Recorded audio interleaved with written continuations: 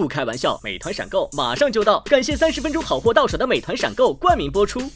番茄是个宝，茄皇错不了，感谢约一颗阳光番茄在里面的茄皇联合赞助播出。让生活更开心，感谢国民白酒老村长特约赞助播出。96倍乳黄金续航母源自护力，感谢 A2 紫药 HMO 奶粉赞助播出。找回状态，脉动回来，感谢随时随地帮你 call back 好状态的脉动行业赞助播出。聊天吃乐事，分享更快乐，本节目由片片薄脆乐事不停的乐事赞助播出。真好笑，真有机，本节目由3方认证真有机的海天有机赞助播出。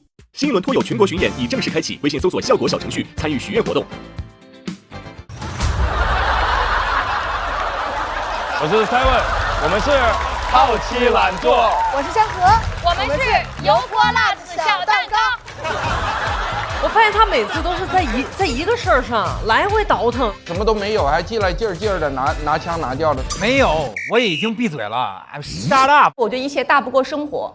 我们先来看一下他们各自的表示。2个高票选手，谢谢2位的精彩表演。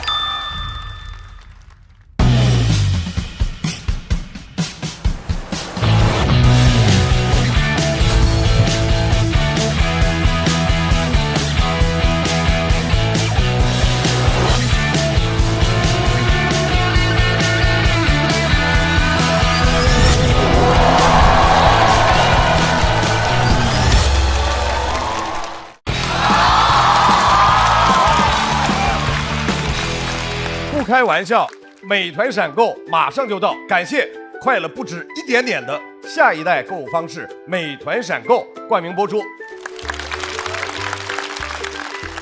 番茄是个宝，茄皇错不了，感谢约一颗阳光番茄在里面的茄皇联合赞助播出。让生活更开心，感谢国民白酒老村长特约赞助播出。各位好，欢迎来到由美团闪购冠名播出的脱口秀《和他的朋友们》第2季，欢迎各位。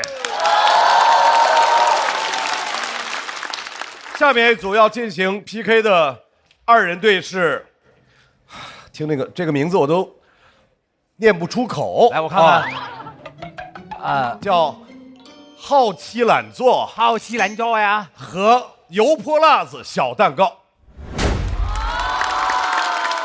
首先要上场的队伍是好奇懒做 Seven 号，让我们有请。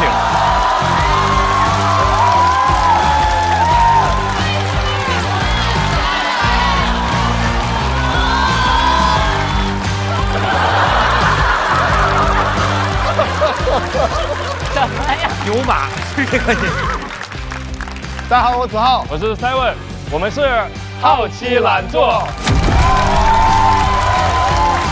我们的口号是名字只是为了谐音，其实还挺努力的。谢谢。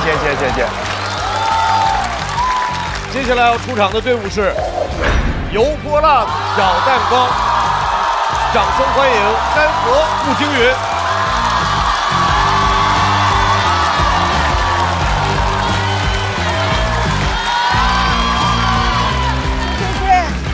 大家好，我是步惊云，我是山河，我们是油泼辣子小蛋糕。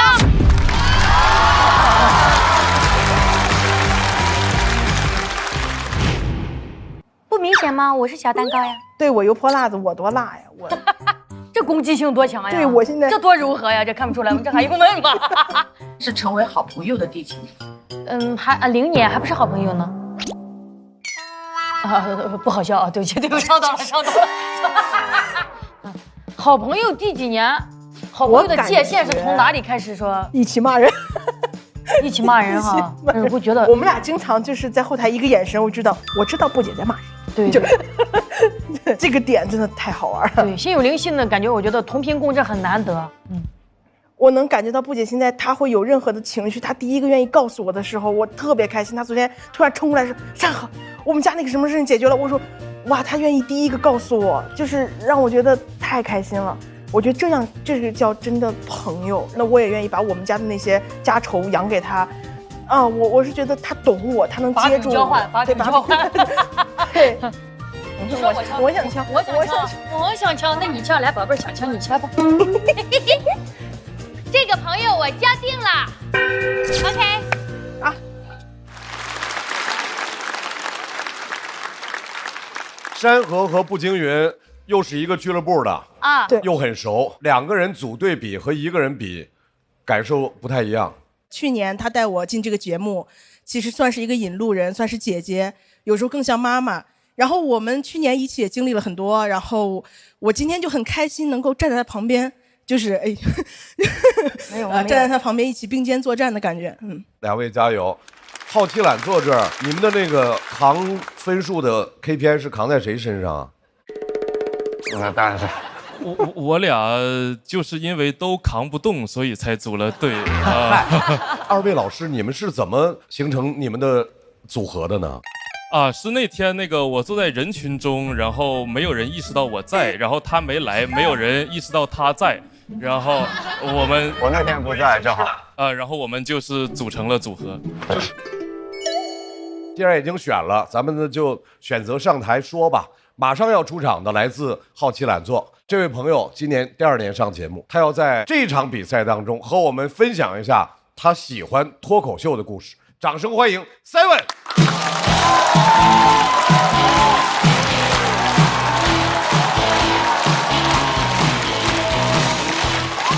大家好，我是 Seven。很喜欢演脱口秀，只有一个人站在舞台上，像个主角。我平时在生活里很不像主角，我就是那种公司的普通职员，长相常见，非常大众。你们坐13号线去张江，地铁车厢里有一半人长我这样。我今年新认识的朋友火锅，在云南边境当了10几年的警察，第一面见我时候非常激动，跟我说：“Seven，你太适合当便衣了。”我不想去，我都不是怕卧底的时候敌人发现我，我是怕组织忘了我。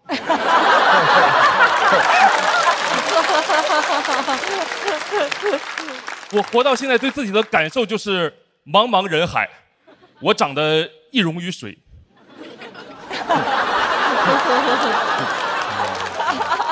我这挺苦恼自己长相太平常这个事儿的，尤其是去外地演出的时候，每一次进剧院都会被工作人员当成观众拦住。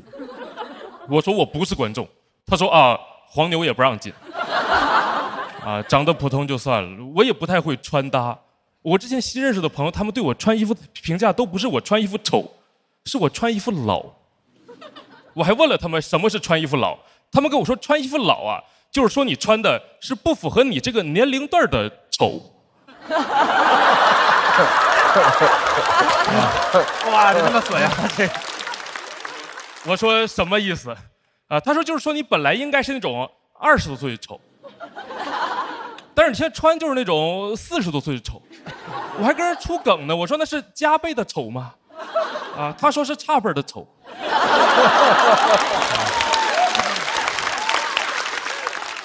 但是穿衣服老这个事儿也不怪我，就这主要是因为我从小在青春期审美建立的时候，获得一件衣服的方式非常简单，就是我妈跟我说：“儿子，这衣服你爸穿不下呀，要不给你穿呢？”就穿衣服老这个事儿，我思前想后，在我家应该是一种传承。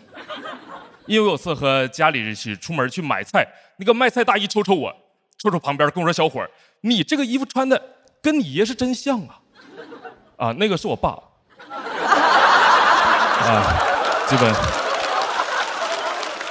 基本就是这种情况。我也试过改变一下自己的穿着，想让自己显眼一点，完全没有成功。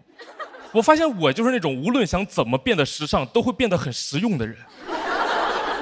我甚至套用那种穿搭的万能公式都不行。我试过穿搭的万能公式，叠穿，被我推翻了。穿得很正常，就是一件休闲衬衫，外面套了一件工装衬衫。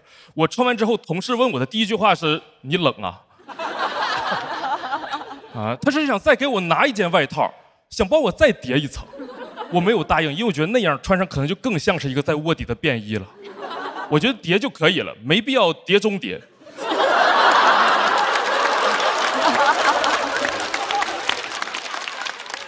因为这些我很少被人夸有个性，大家一般对我的评价都是踏实、可靠。我之前在网上发自拍，底下评论说你长得就像会带充电宝的。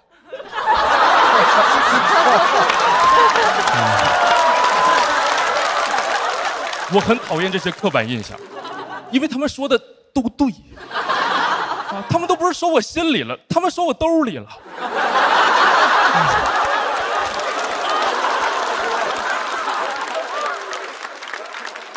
还有那种更过分的话，我听过。我之前去相亲，相亲对象跟我说的，说你条件其实还可以，但是要是能把工作和学历贴脸上就好了，要不别人都不知道我为啥找你，还为啥找我？我都不说别的，当我女朋友手机肯定有电。别人早安晚安，我2万毫安。但是说实话，朋友们，真听完这个话之后，其实有点伤心。这对于我来说是一件挺戳人、挺刺痛我自己的话，会让我觉得有一点自己的客观条件大于了人本身存在的感觉。我平时在生活里就是没什么存在感，我做脱口秀就是我想找到一些，这是我最开始的目的，但是好像也不太成功。很少有人会在 report 里写我，不是问你们要啊，那个你们今天也写不了那个。很羡慕姜子浩，他前几年很少好笑，大家还是会给他写 report， 叫他笨蛋帅哥。我最讨厌就是姜子浩这种人，因为我最想成为就是他这种人，他拿出拖鞋就可以被人记住。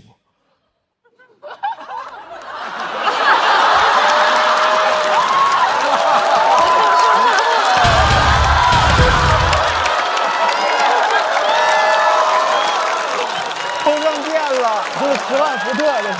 还是得带道具。原来是这种感觉呀！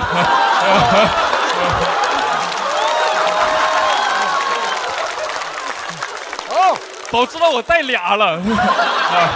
但是真的，说实话，朋友们，我挺难受这个事儿的，我真的挺难受，因为这个东西你只能使用一次。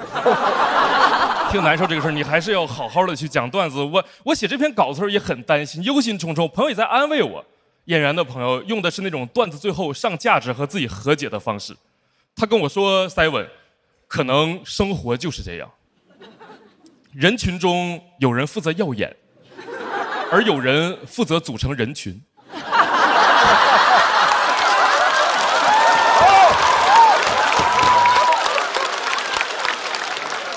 脱口秀和他的朋友们 ，Simon， 你就是那个门。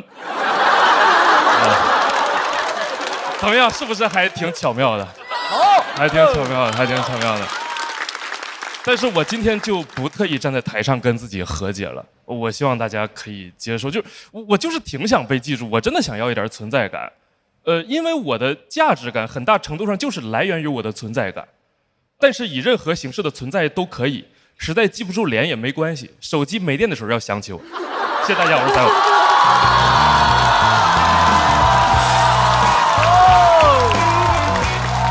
挺好，挺好，真好，280，270，280，这个挺好的。Simon索票倒计时。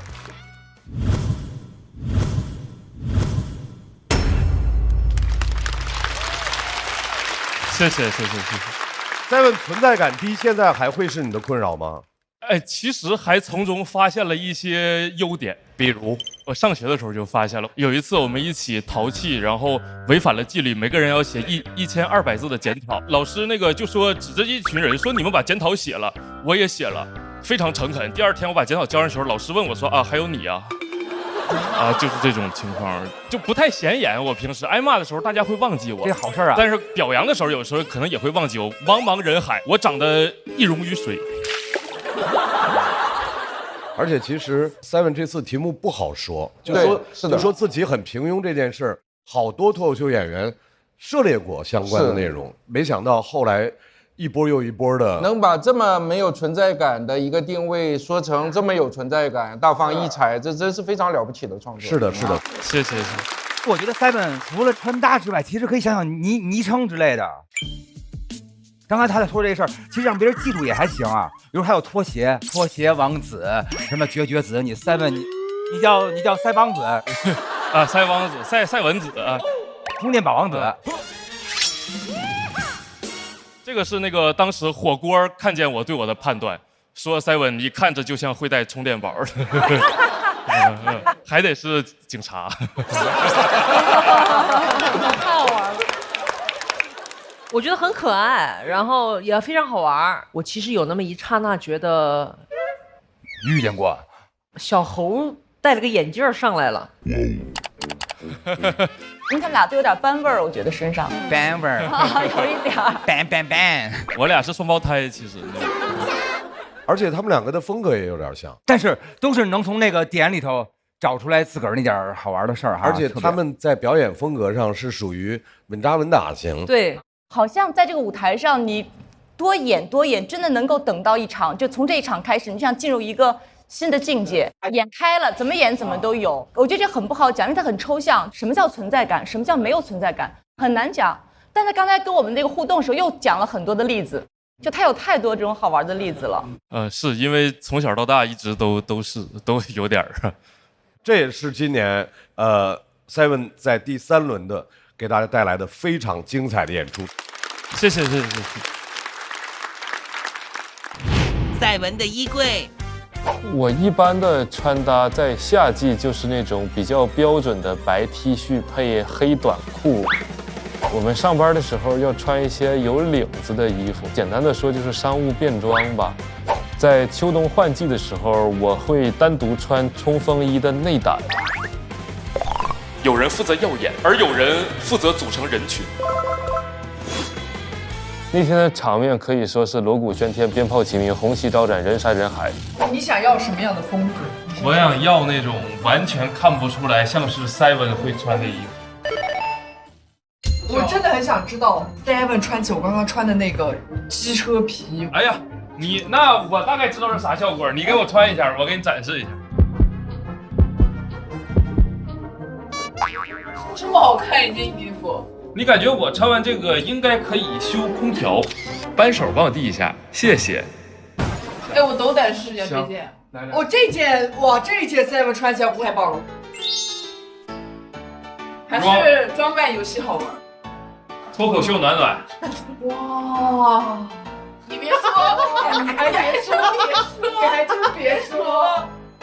要结婚了，觉得怎么样？可以推一个餐车，在一个婚礼的现场，是不是？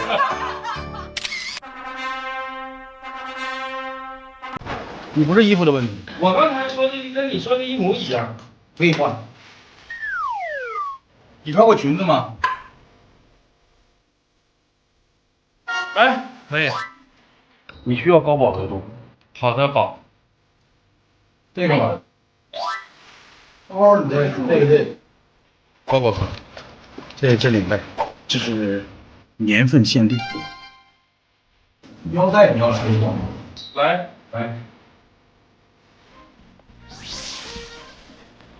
去给你们看一下暴力美学的震撼。来吧，我的设计思路其实就是饱和度高，千禧年 Y2K 的那种感觉和Y2K，然后这儿你看节日限定，这一个蛇年 Snake， 真是不错。Colorful， 谢谢王老师，没事。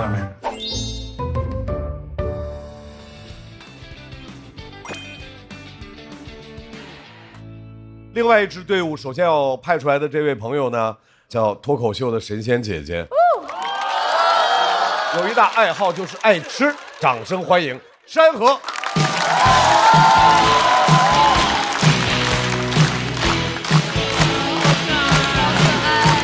好，大家好，我是山河，你们好。哎呀，感谢大家。其实去年还是一个普通人呢，然后经过半年多的时间，突然就被这么多人喜欢关注，真的挺开心的。但有时候啊，还是有一点点不适应。我前段时间，我人生第一次去参加了一个高端饭局。哎，我觉得饭局这个词儿本身就很高端，对吧？你跟你平时不怎么吃饭的人，比你段位高的人才叫饭局。我们演员平时不是的，你站在后台门口喊一声都过来了。那天不一样，那天真不一样，那天是罗永浩老师。给我发微信说：“山河下周有时间吗？找几个脱口秀演员交个朋友。”哎呦，特别激动，赶紧截图发给我爸说：“你看看，罗永浩请我吃饭了。”我爸说：“我知道他，欠6个亿。”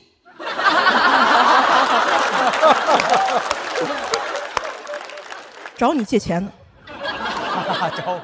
我说没有，人家早就还完了，人家现在直播间交个朋友。我爸说借钱的时候都说交个朋友，无所谓，解释不通。我真的很重视这个饭局，还在上海嘛，我要先从西安飞到上海，在上海最北边，我要从最南边到最北边，我特意打车去的。上海打车很贵的，我没有打特惠快车，我打专车去的。哇，我觉得骆老师配。哎，这是骂人的配。真的，我平时是一个很讨厌跟司机聊天的人，也不怎么打车。我那天不知道怎么了，我的虚荣心上来，我就期待那个司机正开着车，突然转过来说：“哦呦，小姑娘是来上海旅游的吧？”我说：“哎，找罗永浩吃个饭。”我说：“哎呦，爽死我了！”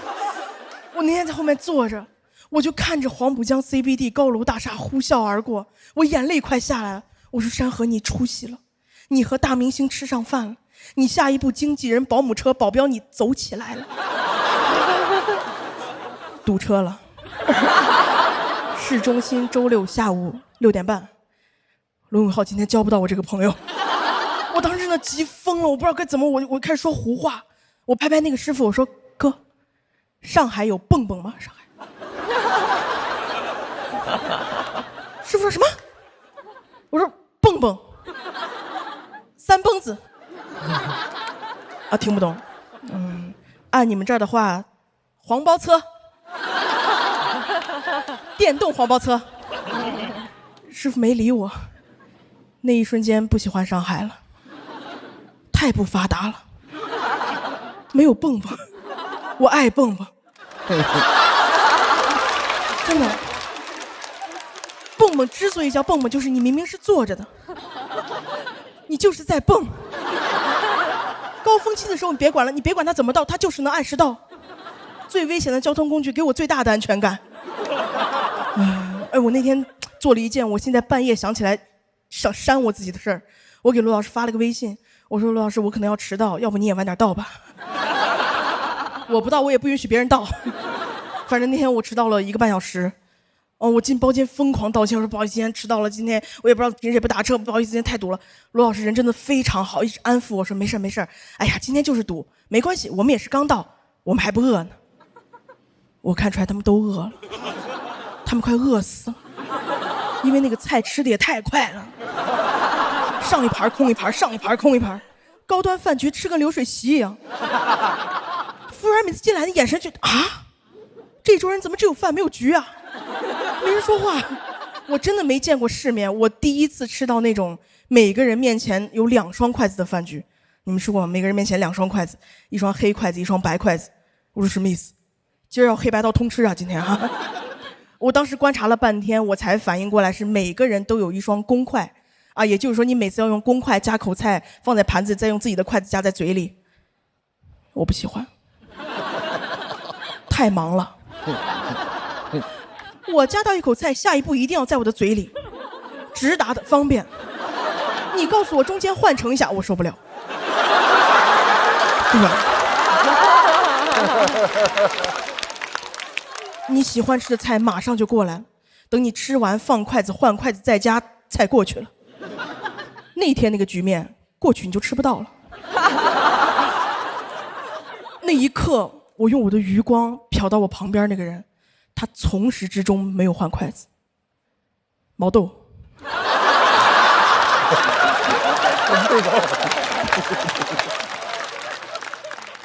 他在我的上游。他不换筷子，我换筷子有意义吗？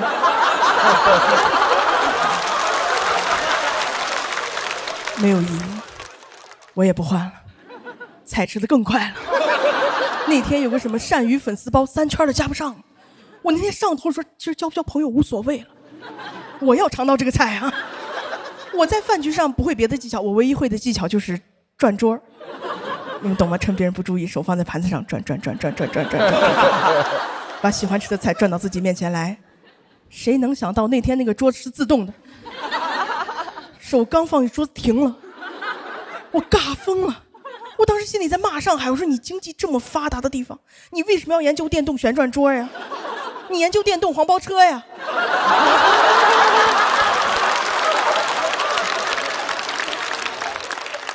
转到我这儿，好不容易我搞了几口汤汤水水放在盘子里，刚要吃，服务员进来了，说啊，女士您好，看咱们这个盘子里有残羹啊，给您换一个干净的盘子吧。我这叫残羹吗？这是我的遗憾。不用给我干净的盘子，给我块馍，我把这个汤一吸，哎，就干净了。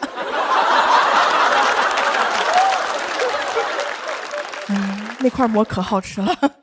我当时在那儿坐着，我就不禁回想起当年那些低端的饭局了。没上节目之前，演出完之后跟那些男演员一块吃夜市的日子啊，那个地方没有什么社交礼仪可言。刚坐下，一抬头，哥几个脱了。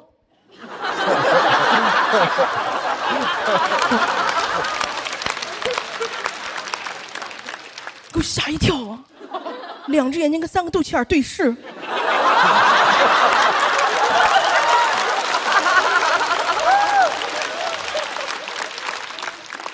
一块腹肌都没有。我说这是哪一出啊？肚子消消乐。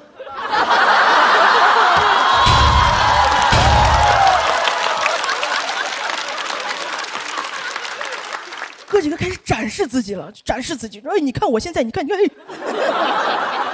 你看他，你看他，哎，给我吓坏了，下一步到我了吧？没有，聊得太开心了，聊到后面端着酒杯站起来了，说：“哎，我说你有病啊！”他说没有，我今天高兴，我要给你来一个那个韩剧1988那个主题曲，叫什么？叫你不要担心。我特别担心，我开始害怕了。哥刚一站起来，肚子撞桌子，汤洒到我肚子上。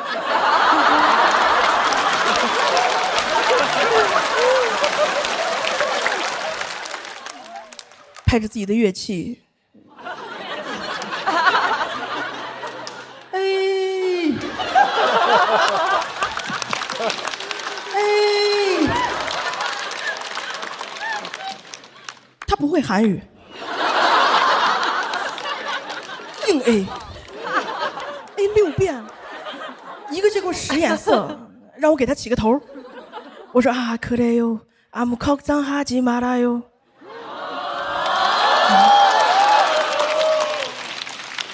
拍着肚子，可累哟！什么马拉哟？我现在回想这个场景，我害怕。你说我旁边那桌人该怎么看我？说哎，这女的厉害了哈，吃个烧烤叫3个男模教韩语呢哈！我在偶像哥，谢谢你们。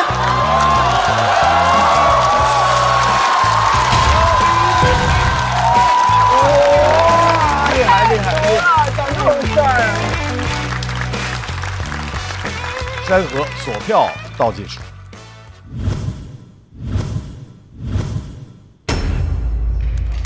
谢谢你们，谢谢你们。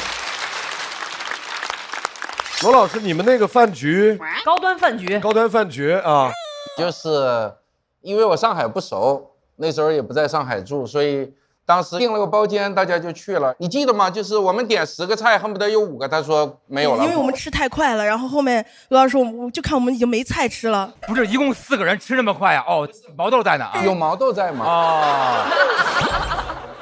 我其实还挺愤怒的，因为那个饭馆特别差，服务很不行，什么都没有，还进来劲儿的拿腔拿调的，所以我特别烦那顿饭。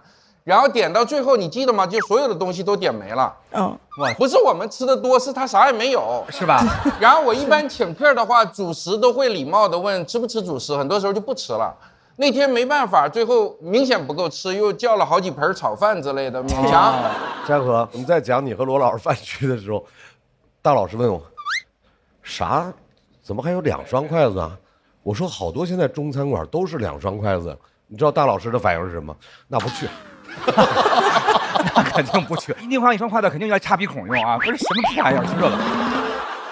因为我就从小就特别喜欢夜市的氛围，所以他在讲那一段的时候，我是特别有画面感的。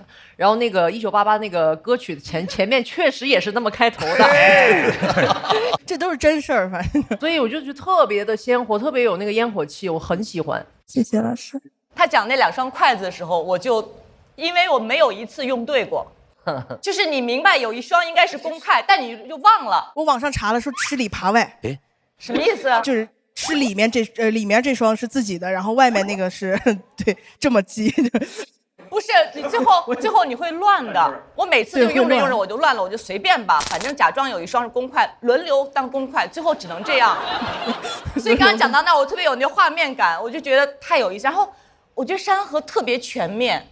他的文本太棒了，前面是罗老师那个饭局，然后后来是那个夜市，那几位大哥，我们俩都在那个拍的，因为那画面感就是能想象。因为他每一到那段的时候，一句一梗，一句一梗，最后就让你崩溃，不得不拍了。对。对，所以然后他无敌的这种亲和力和舞台的这种魅力，我觉得太棒了。我觉得山河表现得很好，而且他今天还发烧着呢，这会儿还发烧着呢。他讲完之后才说，但他演的时候完全看不出来。今天早上本来以为好一些了，结果突然又有点低烧了。然后那会儿反正就给自己打打气。其实上场的话，那几分钟就好好表现还好，就没有怎么太影响。山河从去年开始，他比赛真的是练出来了，因为他去年新人一下就打到总决赛，然后今年在讲。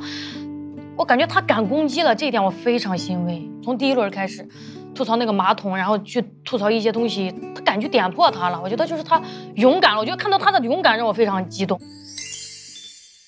我总是在寻找些什么，是梦想吗？还是人生的意义？追寻它的路上走了太久，也会有点饿。这时我总会想起爸爸送我的保温杯，他似乎想告诉我点什么。大刀，别 emo 了。你需要阳光，什么阳光啊？每桶都有约1颗阳光番茄的茄黄，酸甜浓郁，治愈你的迷茫。来，用爸爸送的保温杯泡一桶茄黄吧。原来保温杯是这个意思。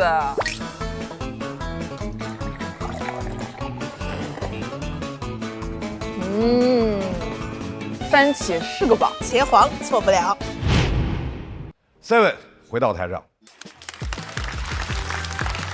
在 Seven 和山河的表演结束之后，校团给出来的票是一样的，他们最终的票数是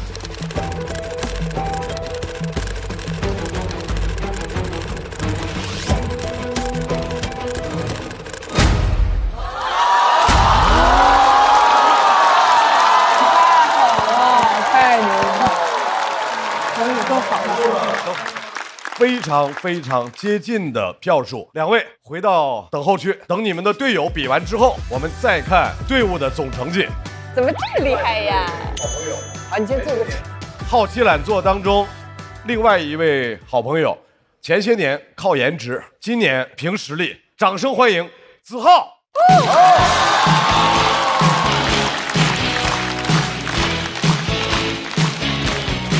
谢谢，大家好，我子浩，哎，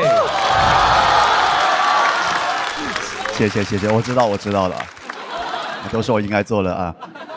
那个比赛打到第3轮了，就有点不知道怎么搞的。你们就是熟悉我的朋友知道，我以往很少出席第3轮这种场合的，真的是。你知道我上次进比赛第3轮的时候，俄罗斯和乌克兰还是好朋友啊，你们知道吗？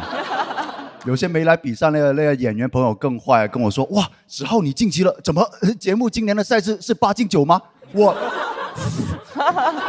你们能理解那种心情？我回家之后，我跟我妈说了我晋级了这个好消息。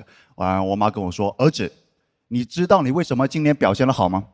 是因为我年初帮你找大师算过了。”我说：“啊，是因为这个呀，我还以为是我夜以继日对幽默的钻研起了作用了呢哈。”他说是，但这不是最主要的。他说主要还是这个大师厉害。他说我让他帮你算了一卦了，那个卦象上面就说你今年就是会把大家笑到扑街的。我说母亲，那个卦象的原文就是说扑街的吗？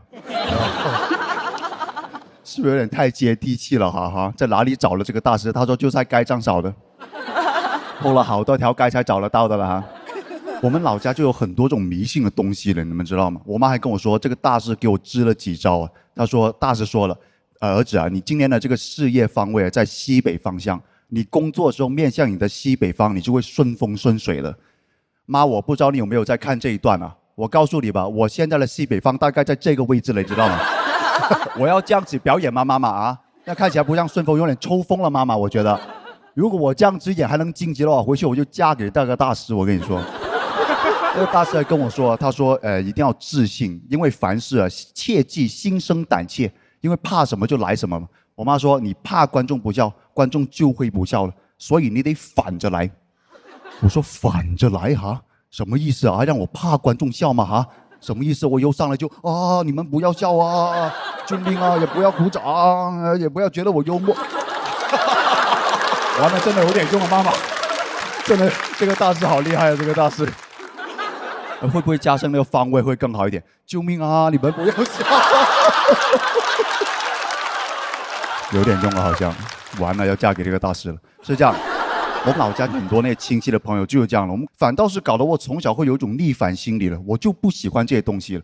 我之前还刷到一个短视频啊，就是有人拍到了一尊大佛在湖上面，很漂亮，然后很壮观的。但我看到弹幕上面没有人说漂亮啊壮观的，清一色全都是接，还有几个上岸什么的。说真的，我第一次我看不懂啊，我说接是什么？是有活吗？这个地方哈？你们要接佛祖上岸吗？你们是要哈？那佛祖哥怎么掉水里这么倒霉啊你啊？平常没去拜神的吗你哈？我不相信这东西，还有个原因，就是因为很多那迷信的俗话都是毫无根据的，全是口口相传的，对吧？那你口口相传的东西就很容易传错的嘛，很容易搞错了。我奶奶今年90岁了，她就老是记错这些东西，很离谱了，真的是。有一次啊，我表妹在家里面打着那个伞玩，她就说：“喂，收起来！你不知道屋里打伞死舅舅啊！”我说：“奶奶，屋里打伞不是长不高的吗？啊，那跟舅舅有什么关系啊？”她说：“哦，记错了，应该是屋里玩火死舅舅啊。”我说：“奶奶，你是不是跟舅舅有仇啊你啊？玩火会尿床啊，我都知道了，玩火死舅舅，这个听起来都有点科学的了，是不是哈？”你屋里玩火，别说舅舅了，我跟你都活不了啊，奶奶。就是你想迷信的话，你还不如说什么左眼跳财，右眼跳死舅舅这种话了，真的是哈，迷信都玩不明白了。而且我们老家那边有很多人做生意，做生意人就特别迷信了，真的。大家有没有看过那种香港那种商战片？那种商战片里面，你看就能看出来的。别的地方公司之间那种商业竞争啊，全都是找律师的，对吧？我们全是找法师的，真的。每次公司一出问题，就会有个黄袍道士在公司围着个火盆那里翩翩起舞的了啊！就是人家都是商业打击，我们全是魔法攻击啊！真的，你那边光给人家写律师函寄过去，我们这边律师函一写完，那直接烧掉了我们啊！全是魔法来的啊！烧完之后加一句麻利轰啊，等着倒闭吧你啊！我们老家就是靠这个的。前段时间呢，网上甚至有个新闻啊，说什么我们老家这些公司为了打压对手，他不会用什么金融啊经济手段，他们就是拿起一壶热水把人家公司那个发财树烫死了，你们知道吗？就是这么魔法了，烫死我跟他说多喝热水吧，你知道吗？啊，哎，我发现我们老家就玩虚了，真的是，就是其实很高明的人们想想，你烫完之后，你证据都找不到了，对不对啊？你等发现的时候树凉了，那水也凉了啊。你怎么办？你找不到，你问树去吧。你要问树啊，发财树喝水冷暖自知了，真的是。冷暖自知哈，冷暖自知啊！我有时候不知道你们在笑哪个地方了，真的是。不是，等一下，我本来这个地方有一个很巧妙的接上面一个段子的一个大梗来的。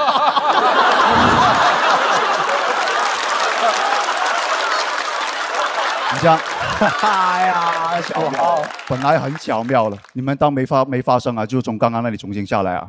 好，发财树，完了啊！等一下，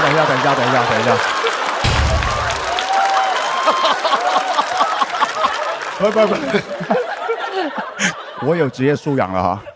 等我重新进去我刚刚那个愤怒的情绪里面啊，现在搞得我有点尴尬了，你知道吧？发财树喝水啊！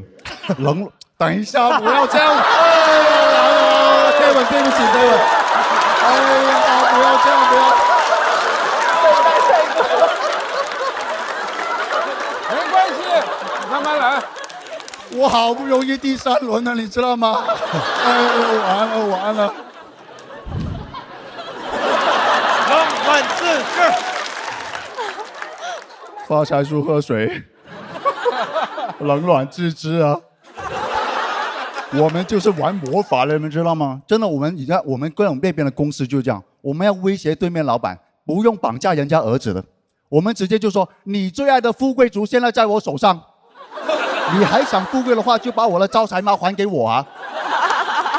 你看，果然有点出不来了这个地方。完了，我现在注意力都集中不了啊。我们还有一个绝招，叫打小人，你们知道吗？真的，我老家有个绝招，就叫打小人，就是把你仇人的那个名字写在一张小人纸上面，拿着一个拖鞋打，就是对，跟打蟑螂是一个道理的，真的。打的时候念一套那种押韵的词就可以了，很幼稚，像小学生一样，就是打你的小人头啊，让你赔钱又卖楼啊，就真的。打你的小人手，让你左眼跳10就9，反正只要押韵，它就有法力了，真的。你们知道吗？最近这段时间，其他演员不敢得罪我了，因为他们的真名我全都知道，你知道吗？谁敢淘汰我，我就会去打他，好像说啊，打他的小人手，让他第3轮就走那种啊。没有，开玩笑了，没有这种法力了我。有的话，这个节目组早就让我去打对面那个节目。开玩笑，不接哈，不接。我从小就在这种环境下长大，你想一想，耳濡目染这些东西。其实每年呢，你说就每年我来节目，我妈其实都有找那种大师给我算的。那个大师也是每年都说，哇，子浩要飞黄腾达了，今年是第1名啊什么的啊。我这些年估计也把好几个大师的饭碗都砸烂的了我哈。我跟我妈说，我说，哎呀妈，你以后也别花钱找什么大师了，我都不信这些了。我说我知道你想鼓励我，其实你直接说我是你心中的第1名，也可以鼓励到我了吗？我妈没有说话啊。我说妈，你怕不是觉得那帮北方人比我好笑吧？哈。我妈说怕什么来什么喽。谢谢大家，谢谢。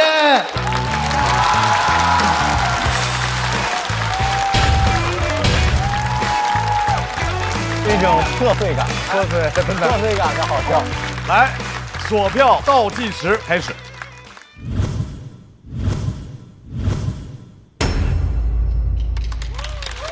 谢谢。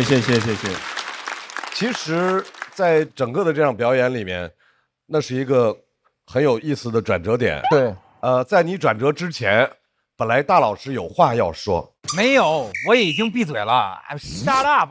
没有，我就说我看前面的这一段的时候，恭喜你恢复了往日的水平。然后没有，瞎说。然后后边我觉得特别可爱。然后就是自个儿，你是设计好的，还是说就是在没有设计？越旧越好，没有人越旧越好啊！越旧越好，越来越可爱了，是吗？对，特别可爱啊！我觉得刚才那些出岔的那些，如果全保留。他这一季就爆红在网上，如果那段给剪掉，恢复的正常，他就完了。剪不掉，没有，因为那段实在太可爱了。我觉得那段不会剪掉，那段很好看。那块就是因为我觉得不能剪，我还拍了灯了。是，我就觉得那块肯定会越来越有趣的，因为他自个儿救场救的越来越好玩。对，是这个舞台上见过最萌的帅哥，真的特别好。对，特别好。谢。对，而且那个是。他设计不出来的，是自然流露的，太招人喜欢了，真的，而且你是不是预感到这季完了会爆红，然后都红得发紫了，穿了一身紫？没有，这是我妈说大师给你的主意。对，大师给我指定能行嘛，他们说。子浩其实是不是面对突发情况，对现场的这种情绪氛围的这种掌握？和你最近在广东演这个，其实跟我广东话脱口秀有关系，有关系的，因为我确实过去这1年左右吧，都一直在演我自己的专场。其实很多类似这种情况也有出现过，所以说真的，刚刚当然不可能，我说我设计好了，我也太傻了，这样子也太不吉利了。如果，但确实是这个刚刚那个状态，也是可能是我觉得我自己控制范围之内吧。我们老说脱口秀是表演。它既然是一种舞台表演，文本很重要，表演很重要，和现场的互动很重要。对于突发状况的处理很重要。对，怎么能把最好的那个自己表现出来？我觉得今天真的子浩做的太漂亮，太漂亮了。谢谢。这个就是放手一搏，当下那一下的那个反应，也是我这些年积累下来的一个即时的反应，非常好，我觉得很开心啊！现场，等一下不要这样，哎呀完了！那是真正轻松，真正无关什么比不比赛，大家就突然放轻松下来，就那一下就真正大家玩到一块了，就，对啊。但是呢，既然是比赛，对方也要派出一位强有力的演员。前2轮用自己的能量和态度点燃全场，今天又会给我们带来什么样的惊喜？掌声欢迎步惊云。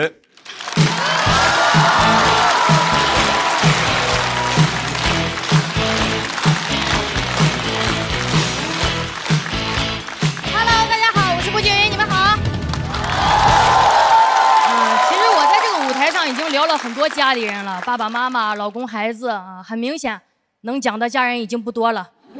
所以今天呢，就跟大家来聊聊我姥爷啊。我姥爷今年89岁了，特别骄傲自己能活到现在，出门逢人就喊：“89了，耳不花，眼不聋啊！”我说啊，我姥爷每天想方设法的续命，能看出来他很想当一个90后。有一次我陪他去看个中医嘛，刚进去，医生问多大年龄，我姥爷噌就坐直了，说70几。医生就把了把脉，别担心啊，好好保养，活80多没问题。我出门就说你骗人家医生干嘛？他说我就骗，我要是大夫我都觉得70多，那好好给治一治。什么90了，你还活呀？我说你骗人家知道真相怎么给你写病历呀？哦，给你写该患者脉搏平稳，血压正常，但心眼贼多。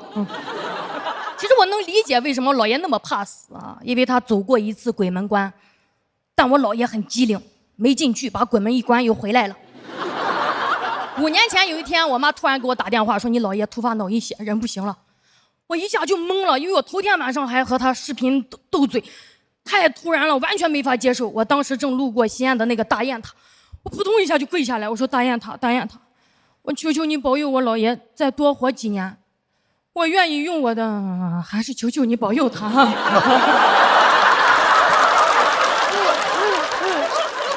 等我赶到医院那个抢救室的时候，家里的亲戚孩子都围在我姥爷的病床边，所有人一边流泪一边等。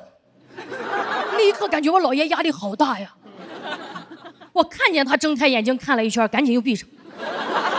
他会不会想，哎呀，这气氛烘托的，我是不是再不走有点没礼貌了啊？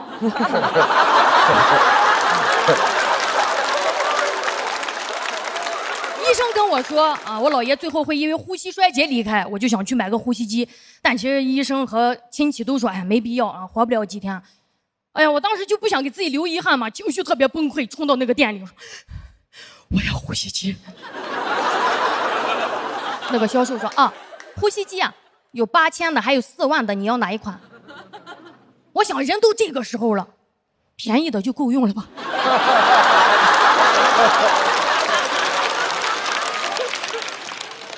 嘴快，问了一句啊，那这2个区别在哪儿呀？销售看了一眼我哭肿的脸，说啊，4万的戴着舒服吗？人不遭罪呀。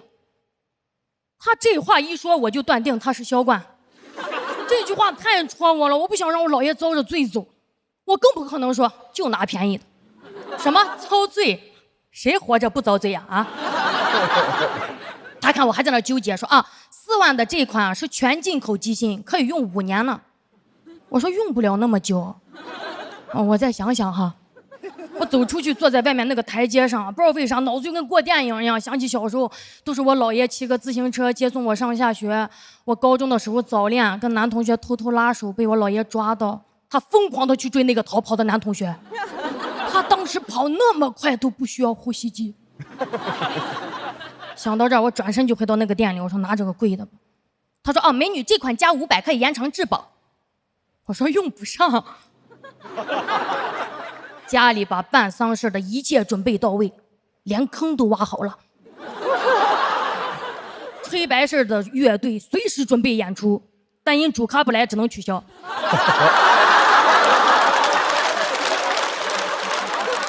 我姥爷昏迷了3周，缓过来了。哇，他醒来之后，我们全家都很激动。但我发现有一个亲戚的表情好复杂，因为他是专门从国外飞了10几个小时飞机回来，说一定要送老爷子最后一程，没送成。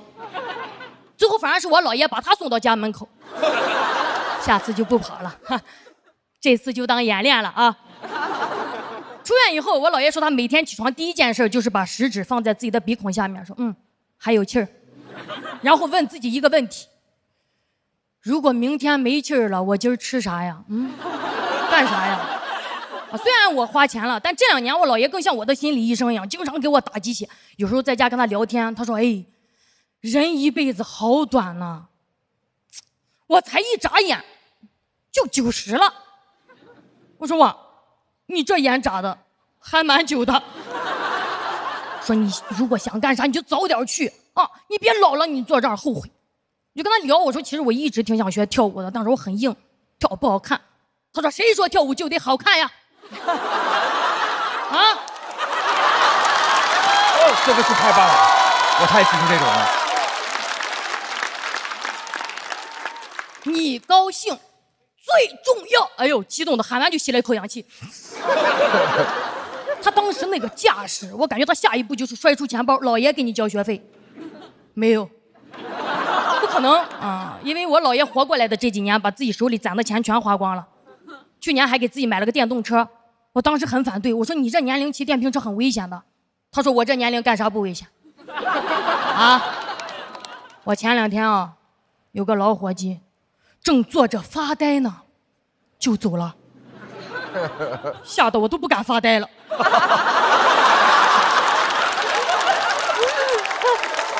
要是拿来我骑电瓶车，黑白无常还追不上我。生活也变得特别有仪式感。我姥爷现在每一年要在他自己进抢救室的那一天给自己过节，说是没死成纪念日。还安排我去给他订蛋糕，说你上面就写个1啊，代表姥爷又多活了1年。我去拿蛋糕，店员都问是男宝宝女宝宝呀？我说老宝宝吧。自从他死里逃生之后，感觉像是重生了，跟以前判若两人。奉献了一辈子的人啊，现在变得贼自私，连家里剩饭都不吃了。哎，他现在遇到讨厌的人直接就怼，在85岁的时候学会了爱自己。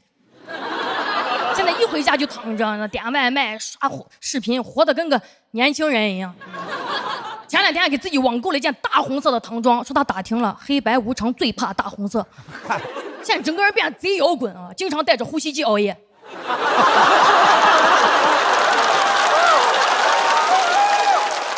感觉我姥爷都酷到可以回答那个问题了。我死过，你死过吗？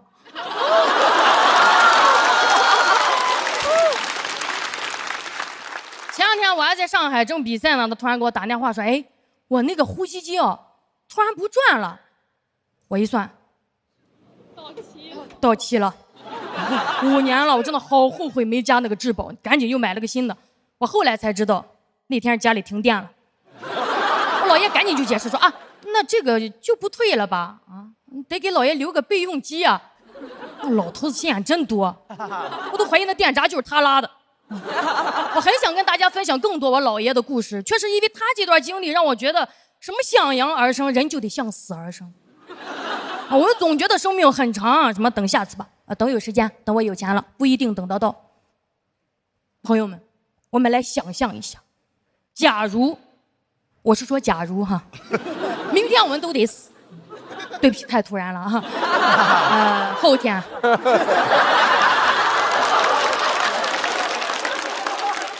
想一想，啥事儿想干还没干，啥人想见还没见，现在就去 ，Go Go Go！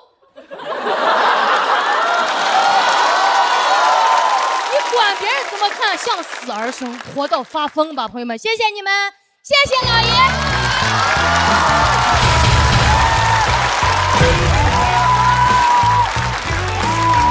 哎呀，我怎么这么哭？步惊云锁票倒计时。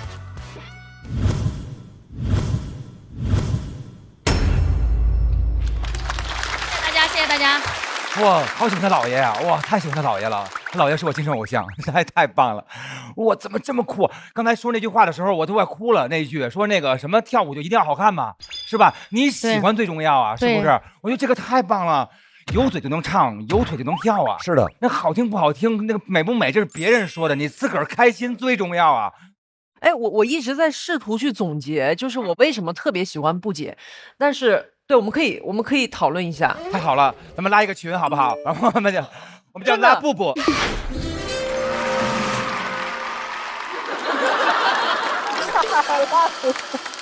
我的意思就是说，真的，因为他有一股那种特别有生命力的，就是那种突然给你一下，你觉得哇塞，太对了，就你感觉。在听他说这句话之前，你的世界是黑的，然后到他一说那句话，啪，天亮了，你知道吗？就是那种。我觉得那个春春这是一个特别好的提议，就是我们来总结一下他的规律哈。第一，你刚才说的特别好，他的舞台表演特别有生命力，对，有一种精神状态，但是他讲的内容是非常生活的。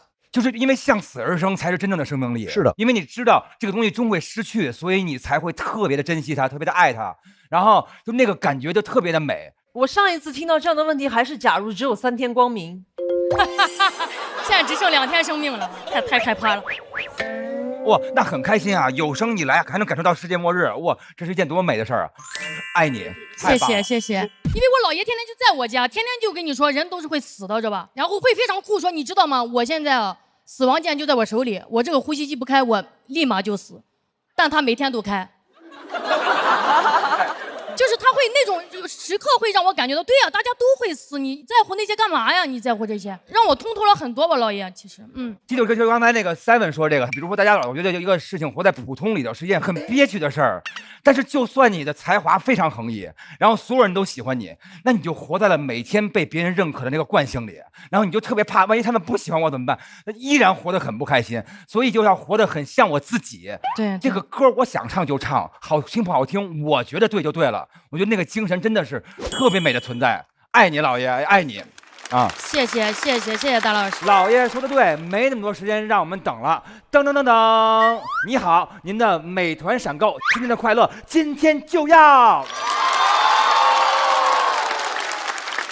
我特别喜欢步惊云，一直都是气势特别足。他像很多脱口秀演员是那种蔫儿的，或者是特损的，或者怎么样。像他这种气势特别足，像脱口秀演员里的摇滚歌手这种，是其实是比较少见的。然后他也并没有特别故意的努着，那个气势是天然的，对。然后尤其这季的表现，天然气啊，对，没事儿。尤其这季的表现，每一场基本都是惊艳的。上一场还给了我很大的启发和教育的那个，因为女性主义题材讲的非常多。上次你还是给了一个全新的视角，是的，是的。然后这一场让人惊喜，甚至连着装风格都变了。啊，是吗？好看了吗？上来的时候就有那个气势，所以就感觉所有的一切都是对的，对。所以我听的过程就是很感慨吧，又很高兴，为你高兴。对，谢谢罗老师，谢谢。希望后边看到更多那种气势特别足的，是这些男选手们都没有的气势。哎，罗老师，我多问一句，谁是特损的？你？哎，对，别问了，自己挖坑自己跳，你说是怎么回事？你别解读了。I'm sorry 啊。我觉得步惊云这段讲生死是我听到过就是关于生死最好的2个段子之一。另外一个是我特别喜欢那个伍迪·艾伦在《安妮·霍尔》最开始的开场，他有一段就是独白，就讲那个生死。他就说2个老妇人抱怨，一个人说那个餐厅特别难吃，然后那人说对，给的量还那么少。这就是我们对于人生的看法，就人生那么多糟心的事儿，但还那么短，那是我听过最好的一个表达。然后第2最好的表达就是步惊云这一段。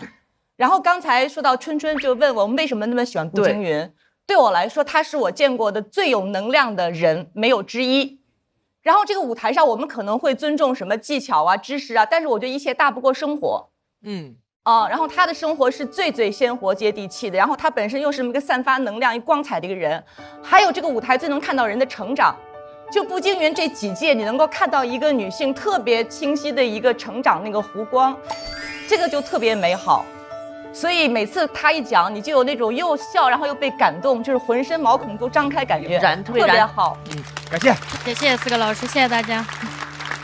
能够用自己的情绪感染别人，而且自己的生命力溢出，还能救活别人的那种，就是他对人的评判，对事情的评判，然后包括他讲事情的时候的那种旺盛的溢出来的蓬勃的夏日的那种感觉，就是特别的好。我觉得一个什么叫好的作品，就是会推翻你以往的认知，才叫好的作品。就是步惊云这个推翻了我的认知。后边他姥爷出现了那句话之后，我整个人就觉得一切都够了啊！这个世界。有人跟我说这么一句话，我能听见这么一句话，我感觉天就亮了。所以说，我觉得步惊云今天给了我这个感觉，是让人醒了天才亮，不是天亮了你才醒啊！我觉得步惊云特别棒。来，子浩要上台，山河和 Seven 也要上场。没给你丢人了，有点丢人。挺好，挺好，挺好。讲的有点凉，我觉得，是不是？我没觉得。我们先来看一下姜子浩和步惊云他们各自的票数。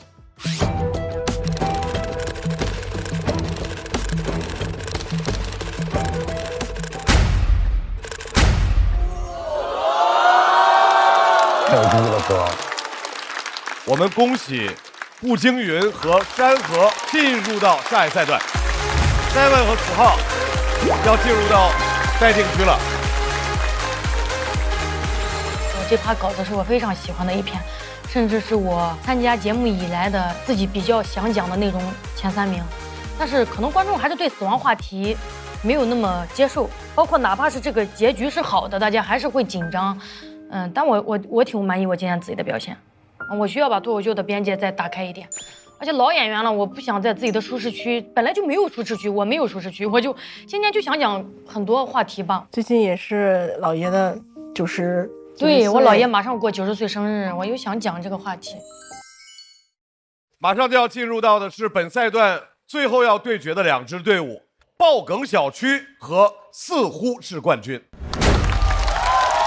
我们首先要上场的队伍来自爆梗小区，有请下一组2人组贾浩和广智。第一个嘛，第一个，我们想看第一个。大家想看就这个吧。这玩意儿，来吧。咋能这样是吧？这玩意儿有啥好看的？这玩意儿。好，认证。好了是吧？看完就站开了，他俩3天不会再说话了。2位老师怎么组到一队的？怎么组到一队？我们就是去年一直在一块儿写稿，本来就在一个小区啊，甚至当时还借住他们家好几个月。哎呦，当时家里多了一个人之后，瞬间发现这个家小了很多，垃圾桶很快就满了。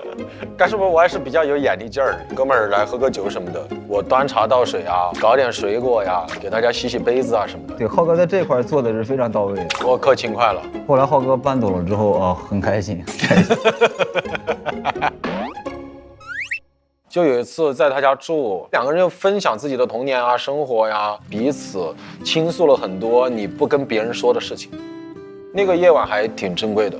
还有浩哥，就是那回就是正好我妈也在上海哦，叔叔阿姨妈也在，叔叔阿姨也来上海玩，还有齐墨他爸也在，也刚好也来上海，就是他那个局在齐墨他们家，然后大人就打麻将嘛，然后我们就玩游戏，我们在旁边就陪他们，又玩游戏又陪他们，就感觉这有点像那种初中、高中的发小才有可能有的经历。对对对，主要是我们在一块儿之后，会让他们更放心，就是说啊，原来自己小孩在上海是有很多朋友的。对对对对对。就因为那次之后，反正我感觉就是爸妈对咱们在外边一个人生活放心了很多。我觉得那一刻挺好。哎，那个还真是。有请广智、贾浩。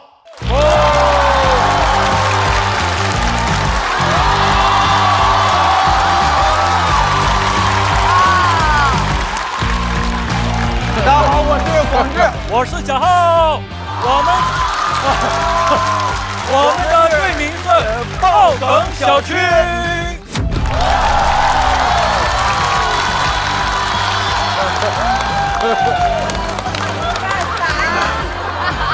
我们的口小区不大，创造神话，爆梗很多，都在这桌。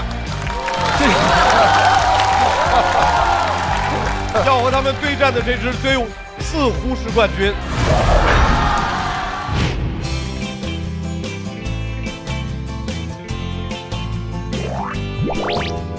一起敲锣吧，一起敲，交定了，交定了，好，好。哥哥，上一次跟男生牵手是什么时候啊？幼儿园吧，可能是。我懂事了之后就没有了。那刚刚是有什么感受呢？没啥感受，就拍照嘛，啊，逢场作戏啊，那咋办呢？两位为什么会组队？好多老朋友其实大家非常熟悉，然后整个的创作方法、创作套路，其实大家彼此都了解。我觉得还是正好有这个机会，就交一些新朋友。今年就已经算是非常大的一个收获了。因为很欣赏他呀。小四爷在这个节目组有别的朋友吗？没有，因为我平时就不太爱社交什么的，对，然后通过一些节目。也算是熟悉了一些朋友，比如说韩大狗、Seven 什么的，对，还有季夜。他们是算得上你的朋友吗？哎，这个这个能播吗？这个不能犹豫啊！你犹豫了就不能播了。因为我平时其实也不太喜欢交朋友，对不对？因为还得跟朋友出去吃饭，还得花钱。对，一天一顿饭呢。对呀，交朋友挺贵的。生活中遇到一些困难什么的，感觉我自己就可以应对啊。对，就是没有必要刻意去交朋友什么的啊。对，就比如我跟呼兰哥，其实也没有必要非得成为朋友，对吧？没有必要非得成为朋友，对吧？对，就是可以先尝试成为段子伙伴什么的，对吧？对。呼兰哥是什么星座？我是狮子。我也是狮子。哎，对，我是8月，对吧？那我是7月份的尾巴啊。对啊，那正好。但是我不信星座。我不信星座。我也不信。呼兰哥有可能成为你的朋友吗？肯定是有机会啊！我加油，我努力，我争取5天之内成为小四爷的朋友，剩下的5天让小四爷帮我写稿，甘愿付出。行，那我1天就能写出来。掌声欢迎小四爷呼兰。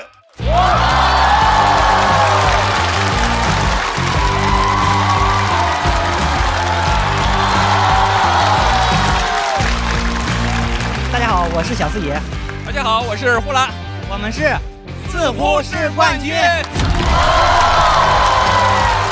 我们的口号是：不是似乎就是冠军。太厉害了！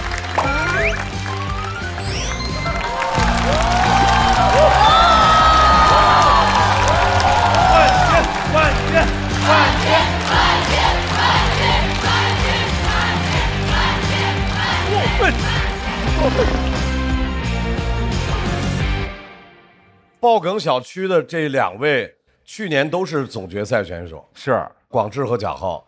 广智为什么要选和小四爷对战？因为他们都说小四爷跟我风格特别的像啊，然后我也特别喜欢他，也特别喜欢他这个风格，所以大家都说像嘛，我觉得就是我们可以 PK 一下，风格比较接近，就想感受一下碾压的感觉是。他其实就是之前票数也挺高的，然后是我们就想选一组强的，就选了他们啊。贾浩要挑战的是呼兰，我也不想。这位美妆博主怎么回事啊？就是赶上了是吧？赶上这个，我前天晚上就已经开始焦虑，睡不着觉了。但我觉得跟强的打能让你变得更强，节目也会更好看，所以非常期待接下来我们这次的对局。如果我们这个说的话，希望呼兰哥能够搬到我们爆梗小区啊。另外的那个队伍也特别好啊。小四爷，你打到最后，你现在没有压力，对不对？无所谓了。也不是吧，也要考虑到队友的这个荣誉哈。呼兰打到现在有没有压力？有，小四爷还特别好啊。然后我们其实是被选的那一个组啊，然后我们就被动应战啊。但小四爷也想了一句狠话，是我们争取把爆梗小区打成小梗小区。有梗就行，有梗就行。好，来吧，朋友们，直接开打吧。来吧。首先要出战的是爆梗小区，我们大家非常熟悉的朋友，但是听说最近他的生活又有了一些新变化，掌声欢迎广智。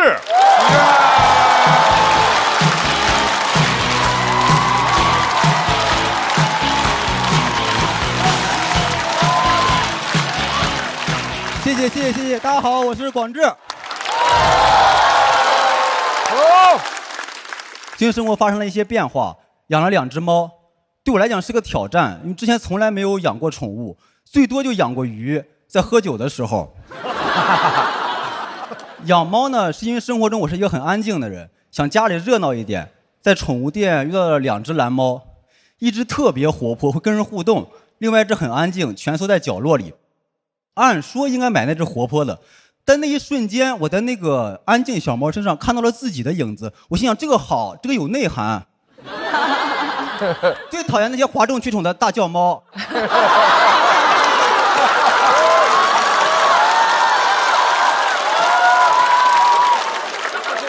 选了这只安静的，同时呢，又另外选了一只跟自己完全不像的，也就是一只非常好看的。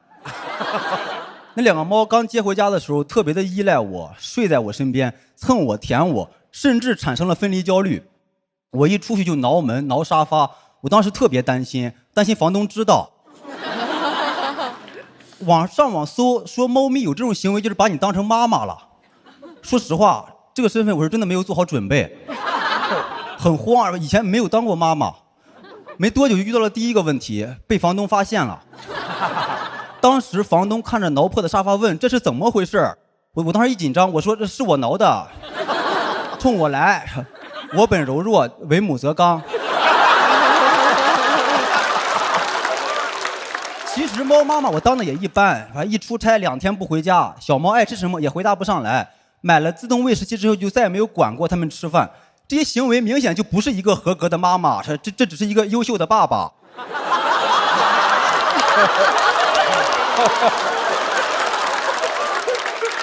小猫呢，它确实会把你当成家长。在猫咪的视角里，你每次出门，它都以为你是打猎去了，它不知道你打工去了。好处是，就算你出去玩了一整天，它也以为你打猎去了，以为你在外边当了1天猎人。其实有3把是平民。在摸清猫咪的心理之后呢，我现在每次回家都扮演打猎归来。我说咪咪，看看爸爸今天逮到了什么？一只凶猛的野生猫罐头。爸爸路过猫罐头的巢穴，一点都没有害怕，唯一一个害怕的是个进口猫罐头。它战斗力太强了，像狮子一样会大开口。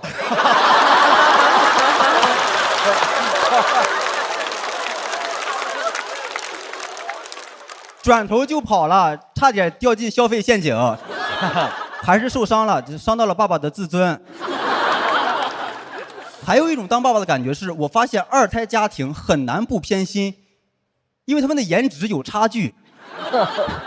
朋友们去我家玩，从介绍中就能听出来我偏谁。我这只小猫是金渐层，特别听话，会自己找地方上厕所，很聪明。另外一只4个半月。4个半月呢是大猫，小猫是3个月，就更可爱一些。我发现所有的朋友去我家玩，第一眼都只能先注意到小猫，就哇这个小猫好可爱呀，这是什么品种呀？叫什么名字呀？转头看到大猫，哎这还一只猫。没办法，人就是这样。那外边的流浪小动物，你看见好看的啊小猫啊小狗，看见那丑的啊猫啊狗都哪里来的？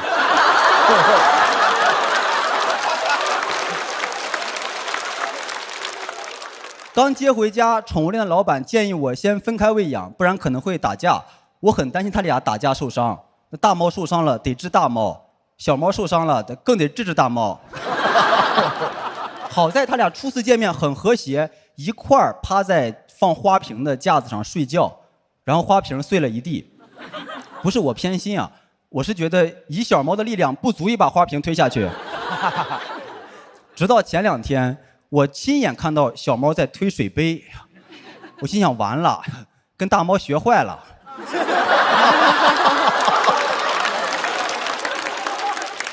很多朋友问我说，2胎家庭1碗水端平很难吗？很难，因为那碗水你端着端着就放到了小猫的面前。大家也不要担心啊，我为什么偏爱小猫？因为他俩单独相处的时候，小猫是处在下风的，因为猫玩的是弱肉强食这一套，小猫只是颜值能打，大猫是真的能打。我买了个猫爬架，大猫一直待在最上面那一层，上面空间其实够待俩猫的，这小猫从来不上去。观察了半天，我明白了，说这一层应该是领导层。在猫界呢，你站得越高，地位也就越高。大猫确实会领导，会来事儿。作为猫老大，我不在的时候，天天待在最上边统筹全局。虽然在最上边，但每次我回家，它都还能第一个来接我。这也是它能爬上去的原因。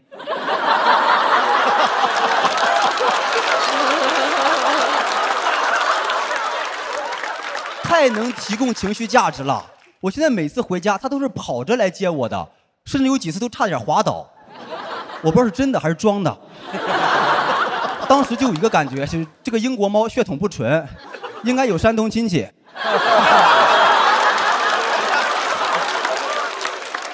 但是大猫的性格还是很好，它从来没有以大欺小、恃强凌弱过，它从来不欺负小猫，直到家里装了监控。大猫很聪明啊，监控里一叫就过来。小猫到现在都记不住自己的名字，不仅名字，现在连猫窝都被大猫给霸占了。所以他俩现在的情况是一个不知道自己叫啥，一个不知道自己姓啥。当时在监控里看着被霸占的猫窝和已经绝育的大猫，脑海中就4个字：宦官当道。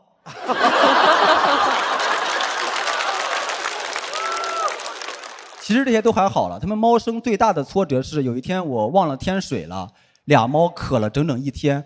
我觉得这事值得记录在我们家的历史书上。喵历5年春，天大旱。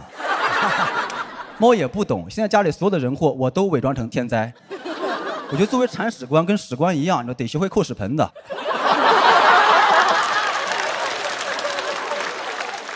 养了猫之后呢，我现在整个世界都变卡通了很多。我以前写段子老是追求深度，我现在想段子需要什么深度？这个世界上唯一需要深度的就是猫砂盆儿。谢谢大家讲这么多。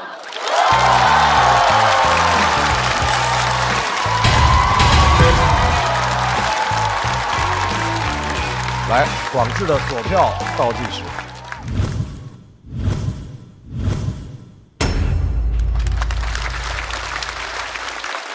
广智还是各种小细节啊，对对对，咱们主要问问，哎，您家这2只猫叫什么名啊？刚才一直没说，咪咪不可能吧？其实我在家不叫他俩的名字，他俩一个叫维恩，一个叫露露。是我当时怕他俩打架，就取了一个英雄联盟游戏里的2个角色，他俩是一个下路双人组合。咱这些解释这么多，你们听不懂，就是反正我在家不叫他俩名字，我在家叫他俩小猫。对，难怪他们俩记不住自己的名字。哎，以前我有一朋友，他养过2只猫，他们名字一个叫 Cindy， 一个叫 Judy， 因为 Judy 不去 ，Cindy 不来啊。然后呢，好笑这个。我想说，你是因为怎么了？就是说最近是想养猫了，还是说就是说心里想觉得太可爱了，想有这样的？都有，其实原因有很多种，很复杂。其中还有一部分原因是，我是一个就是我连自己都不怎么能照顾好的人。那你为什么要锻炼一下？锻炼一下。对，我想培养一下陪伴。对，需要陪伴，然后培养一下自己的责任感这种。哎，卢老师养过狗吗？没有，猫狗没养过宠物，猫狗都没养过啊，活的没有养过。但你说那个还是轻松的，能带我进入那个状态。然后，我是不是今天录制也没说什么难听的，对吧？怎么了？要开始了吗？要开始了。哎，没说难听的，就好像对于罗老师来说，这一天就不完整了。后边还有仨演员，其实那个没有，还有机会。没必要，现在就说吧。没事，就你了。其实广智这一季今天的表演是最差的一次，但是仍然是90多分，值得4灯以上。然后前边2轮你们很可惜，但后边播出的时候会知道，就是上2个都比这个还要精彩很多，是120分、130分的表演。所以我期待你后边还能回到第1、第2场那种状态。行嘞。最终你们几个冠军热门可能能打个旗鼓相当，但从感情上，我是特别希望你能拿到冠军的。哎呦，谢谢您，罗老师，我努力。因为我觉得广智肯定有排兵布阵，他这稿啊不同的层次的，后边因为要争冠军，所以把一些留到后边。这已经是最好的了，其实就证明这个舞台还是很难，他们确实还是很厉害。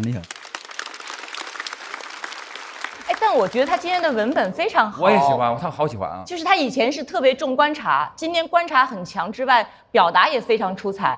所以您刚才说的不够好，是表演那部分还是文本这部分？因为我印象里上一场我们4个全失态了，我怕他们再次失态，我就是。今天这场大家只是特别开心，没有到那种失控的状态。但我个人非常喜欢，虽然我因为我可能跟罗老师差不多，我是除了我以外，我们家没有任何别的活物。植物也没有吗？有一株发财树。唯一的一株发财树，不要浇开水就好。广智今天其实整个的文本，它要不断的进来出去，进来出去，这个过程还是给很多人留下了非常深刻的印象。所以，再次谢谢广智，稍微休息。我们现在要请上来的这位朋友，有问题？行。穷就一个字，他说了2次。我们看一下第3次有没有惊喜？掌声欢迎小四爷。小四爷。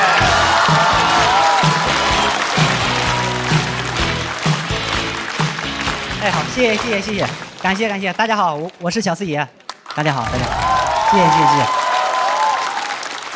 我刚讲脱口秀的时候，收入很低啊，生活也很窘迫。有一次晚上回到家，肚子很饿啊，家里只剩一点米，还有饺子皮了，我就煮了一起吃了，感觉自己有点寒酸，那只能安慰自己，我说这吃的也没那么差呀，吃一口米，吃一口皮啊，这不是在吃烧麦吗？为了省钱，我就喜欢买一些临期食品。买的时候我一定要关心他们的生产日期，因为我不知道这个临是临危不乱的临，还是死到临头的临。甚至我之前还不小心吃过过期的东西啊，没发现味道有什么变化，但是胃肠道发现了变化，太难受了，就是一直上厕所。那是上海最冷的几天。那天我家的马桶圈就没有凉过，一直都是常温。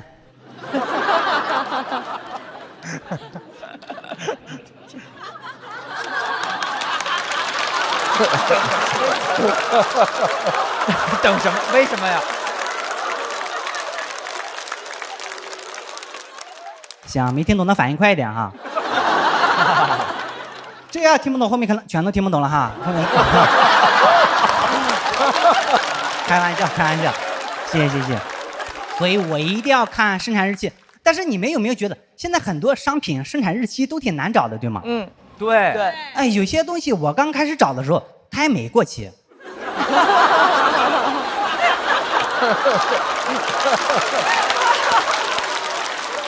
确实挺难找的。哎，每次想在外包装上找生产日期，我好像都得先看一堆我根本就不关心的信息啊。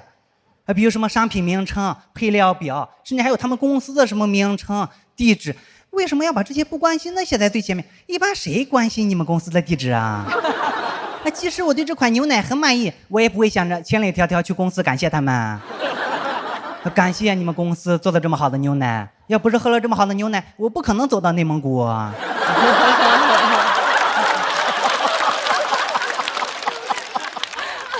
甚至还有的会在前面写着本产品采用国际惯用的杀菌技术处理，谁关心细菌是怎么死的？你把它勒死都行啊！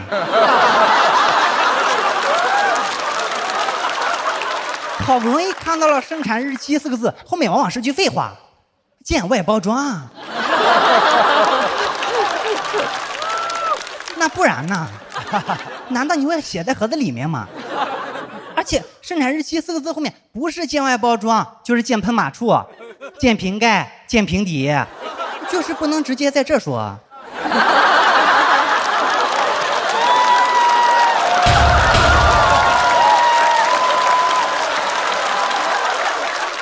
完了，浩哥，怎么？你是觉得这里不太方便啊？还想借一步说话？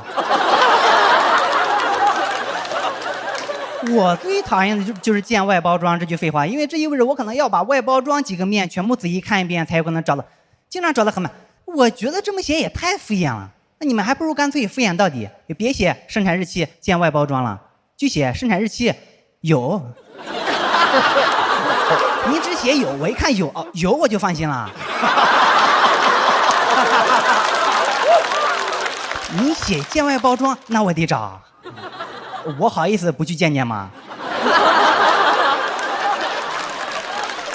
还有的商品生产日期更难找，我不知道你们有没有遇到过。就比如我前2天想找一包酸菜的生产日期，他们会把生产日期的字体写得很小，而且字体颜色也很浅，但我一开始不知道，我真的费了半天劲才找到，然后我就很生气，哎，这又没有过期，为什么这么不想让我知道它的生产日期啊？是怕我给他过生日吗？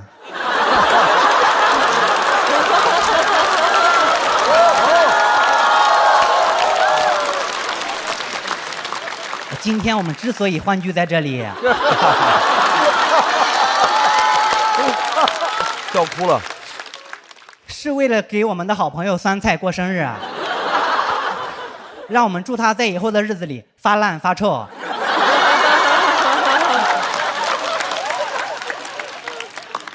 这梗响了啊，说明《小时代》还没有过期啊。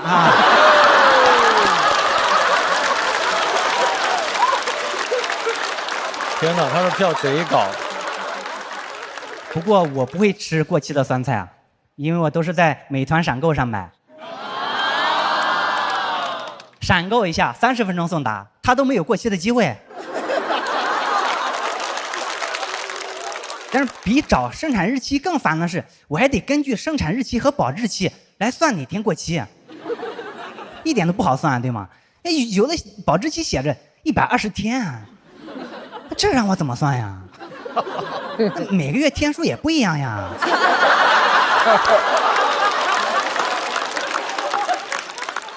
还有闰月呢，难道我要一天天数吗？对你们来说可能粗略算一下就行了，但是07那1-2天对我还有我家的马桶都很重要啊，真的很重要，这决定了我要不要出远门。别人都是出去吃好的啊，我是吃好的才能出去。有时候还会碰到这样一种情况，就是他昨天才过期，那能不能吃呢？能，这就不是一个数学问题了，啊，这是一个哲学问题，这涉及到时间的本质。时间其实就是昨天、今天和明天。反正我的做法是，昨天过期的面包，我会配一个明天过期的牛奶。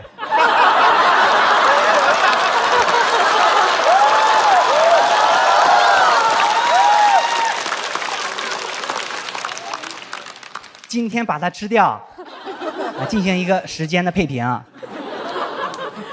我真的不能理解为什么像生产日期这样的信息不能弄得直观一点。然后我就上网查了啊，有原因是这样的，就是他们觉得如果把生产日期设计的特别好找，那我们在买东西的时候可能就会优先挑选那些最新鲜的，那些不太新鲜的就会一直被剩下啊，可能直到过期了都没有人买。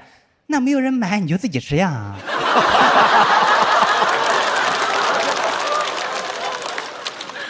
总之你不要麻烦我，对吗？我觉得这些公司其实是有点双标的，因为他们不想让我们挑选生产日期，但是他们在面试的时候会挑选我们的生产日期啊。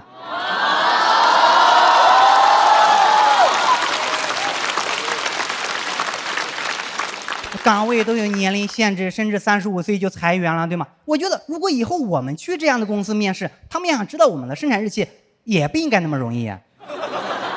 比如面试的时候，老板问我，说你简历上怎么没写那个出生年月日呀？我说我把它藏在了我小区的一棵树后面。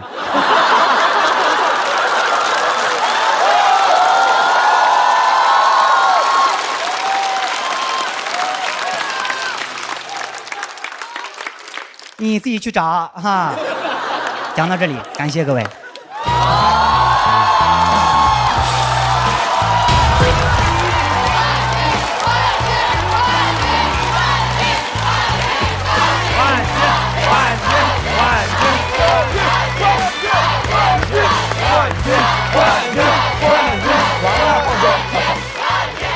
来，小四爷锁票倒计时。谢谢。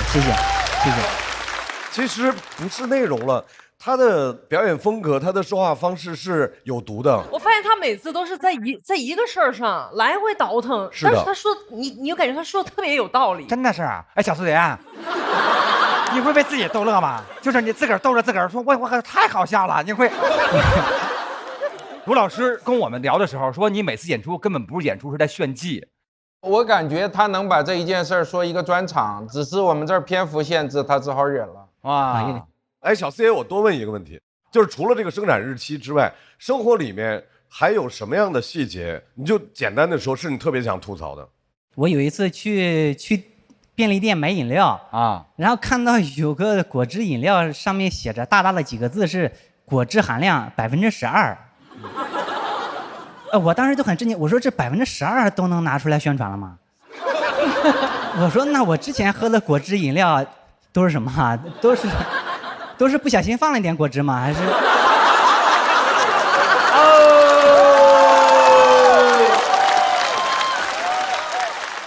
哇，太有意思了！平时他逛个超市，走哪儿都能有这种哈。我感觉他随便一个什么东西，他都能往里去挖。我想问一下，就比如说当时你看见这么一个东西，你是马上记下来了，就是拿手机赶紧记下来，还是怎么样？有时候听这些老演员讲段的时候，其实你就会特别后悔啊，这个事情我好像也经历过，但是为什么我没有写出来？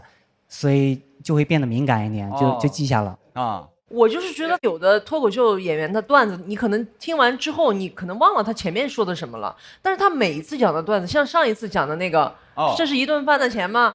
就你会一直像一个 slogan 一样的，他的这个段子里面，我觉得他太洗脑了。这一局我觉得把我洗脑的那一句，谁关心细菌是怎么死的？你勒死他也行啊，杀死他也行。就是小四爷的表演风格是，他对我们看着稀疏平常的一些事情，他的语言也好，他的表情也好，他带出一种幽怨，而那种幽怨非常好笑。对，来，再次把掌声送给让人印象深刻的小四爷。小四爷太棒啦！广志老师压力巨大，请回到现场。精彩！大老师，差多少票啊？我觉得跟票没有任何关系。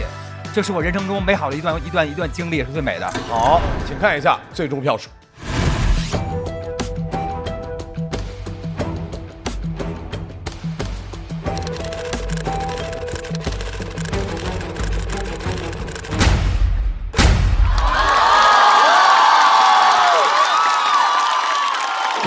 谢谢。完了，后头完了。小四爷291票，何广智279票，两个高票选手，谢谢二位的精彩表演。这也太厉害了吧！四爷今天这个表现太惊艳了，我觉得是那种这个舞台上失传已久，但是回来一种失传已久的技能，但是回来之后呢，他又比之前更加加强了。失传已久的技能，从你身上失去，从我这儿失的啊，没有也没失去，因为今天他讲小猫其实也是一个事儿，然后不停的翻，所以他今天这一段其实也很厉害。肯定有相似的地方，但是肯定还有很多不同的地方。其实我是广智的粉丝，他刚上脱口秀大会就是脱3的时候，我就进了他的粉丝群。你们猜我在他群里的名字叫什么？我在我群里见过这个名，但我一直不知道是他。何昶志，就是广字上面少一个点，疑惑性挺强。你里边少说话，老以为是我说话呢。第一次见，那就是3年前第一次录节目啊。当时看他在舞台上，就是感觉有点像梦境那种，反正就是很敬畏吧，那种感觉。他今天炸场的时候，我心情其实很复杂。我肯定是特别喜欢的，就那一刻有点那种怎么感觉就是，怎么说呢，有点看到了当年的自己，你知道，就是那种感觉。昨天过期的面包，我会配一个明天过期的牛奶。那一瞬间，脑海里闪过了一个画面，是我在出租屋的时候，在吃泡面的一个场景。有一个火腿肠，我在看生产日期，那个生产日期到没到期我忘了，反正那个火腿肠品质挺次的，反正我闪过了一个这个画面。你吃了吗？吃了，肯定吃了。那会儿也不怎么在乎，其实。小四爷怎么了？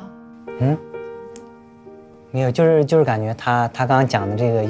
就是有一种电影的感觉，对吗？我真那一瞬间有点就是，会有，所以就是那天我俩在天台上聊那个事儿的时候，我就觉得哇，这个就是那一下挺电影的，挺电影的。夕阳西下，伴着黄昏，只有我2个人那里，就是促膝长谈了一会儿吧。对，谈了我俩刚来上海的时候这些经历。我刚来上海的时候兜里不是有1万块钱吗？他来上海的时候兜里也是1万块钱，我俩带的钱是数字是一样的。刚来上海的时候，我那房子是1个月700多还是多少钱？他们说，在上海700多1个月的房子，那得差成什么样？我都没好意思说，那是我住过最好的房子，我都没好意思，挺好的，其实。对，我也觉得那个挺好，挺好的。对，只是远，然后小。对，8平9平吧。我9平多，是在嘉定，11号线终点站，他是我是7号线终点站，我俩都是终点，因为很简单，就是终点站是最便宜的。对。我那时候能坐公交不坐地铁，因为我们住得远，地铁6块钱，老贵了那时候。我有时候就是骑车回家，大概10几公里这种。我是有一次坐地铁末班车坐过站了，你知道，坐到苏州那个方向了，你知道吧？舍不得打车，只能骑自行车回来，骑了1个小时吧，差不多。其实你要说硬说打，那也可以50、60块钱嘛，就是欠华北嘛。舍不得，其实就是我打车，我会怪自己为什么没赶上那个末班车，我就会陷入这个责怪里，我就更不能打车了。你们觉得今天是一场什么样的对决？广智和他曾经的自己。我觉得像那个接力比赛，我稳稳地交出了那一棒。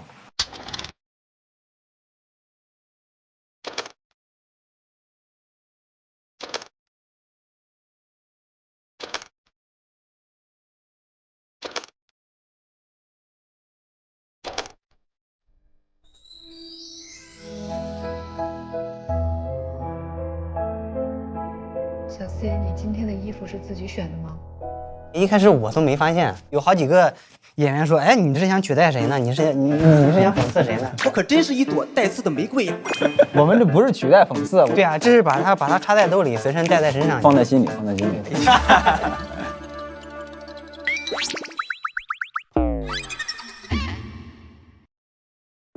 看看我这段子写的咋样？问茄子翻个面是什么？翻个面，番茄。那么再问，为什么有的番茄容易脸红？因为它没做防晒。是阳光番茄的哦。我这本来有2颗阳光番茄啊，请问另一颗去哪里了嘞？被做成茄皇啦！因为每种茄皇里都有约1颗阳光番茄。番茄是个宝，茄皇错不了。果然酸甜浓郁啊！为啥脱口秀演员这么爱吃茄皇？因为番茄有梗。番茄是个宝，茄皇错不了。番茄是个宝，茄皇错不了。下面的这一位呢，前2个赛段他的高能量深深的感染了我们，但是今天他要跟我们分享的是，哎呀，前些年他也郁闷过。掌声欢迎贾浩。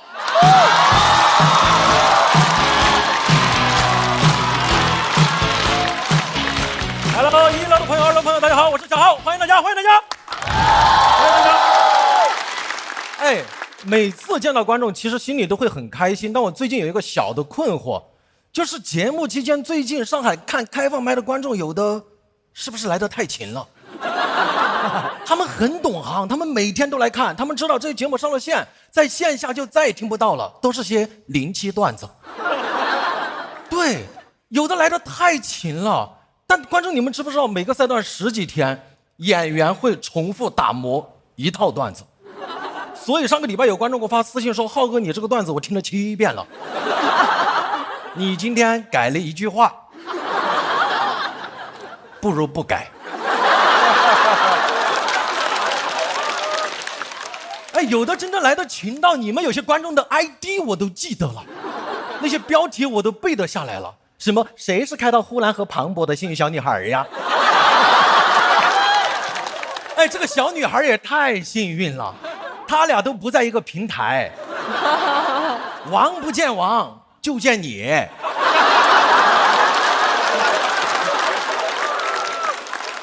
俩王都被你碰到了，你是4个2。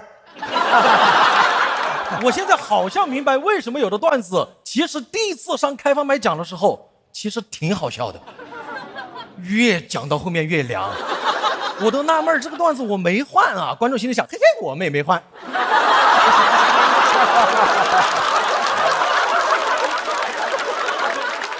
我去的勤肯定是因为我比赛焦虑嘛。我现在都记得，我早几年比赛老是一轮游的时候，我甚至焦虑到专门请了线上的心理咨询师。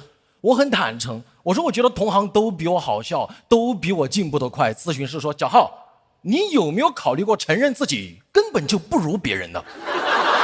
哎呦，我心里想，我花钱是想听点我不知道的。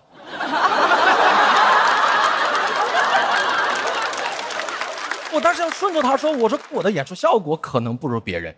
他说不如别人的是不是还有收入、名次和知名？我说你别说了，我都没想到他骂的这么全面，我都想对着电话那头问：是您吗，易立竞老师？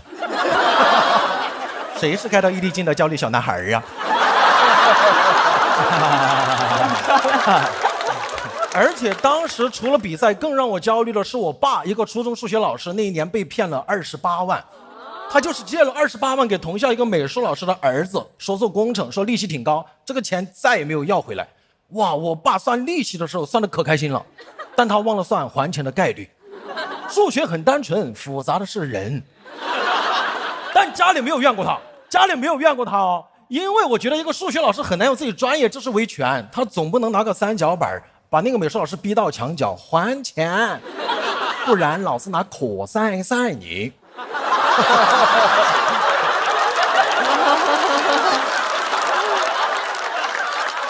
美术老师也有点懵，那我给你画个饼吧。我爸要钱办法很笨，他就每天美术课去堵那个美术老师，堵了1个多月，真的有点效果。我爸都快学会画画了，真的画的还可以。街坊邻居都调侃他说他是小徐悲鸿。说最神似的就是那个碑字，我爸真的在家里画骏马图，还搞玄学，每匹马上面画一个美术老师骑在上面，向他跑过来说寓意马上还钱。我心里想，爸，这看着更像美术老师对你说我还你马。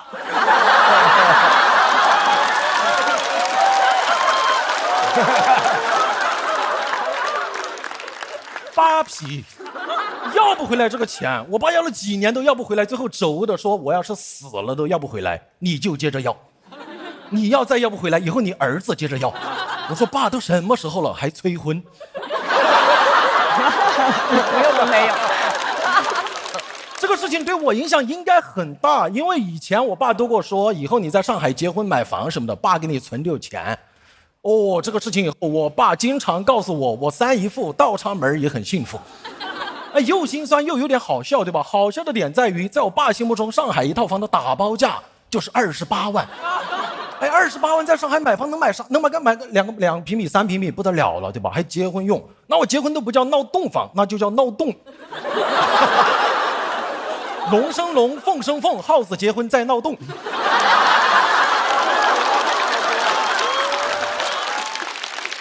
更让我难受的是，我后来知道那个美术老师的儿子当初在我们镇子上面骗走了2000多万。后来潜逃在外地，住着豪宅，开着豪车，我真的很不平衡。我每天骑共享单车赶开放麦，他呢。我朋友还安慰我说：“小浩，你想，你每天给这么多观众讲段子，哪怕只有1个观众笑了，你很快乐。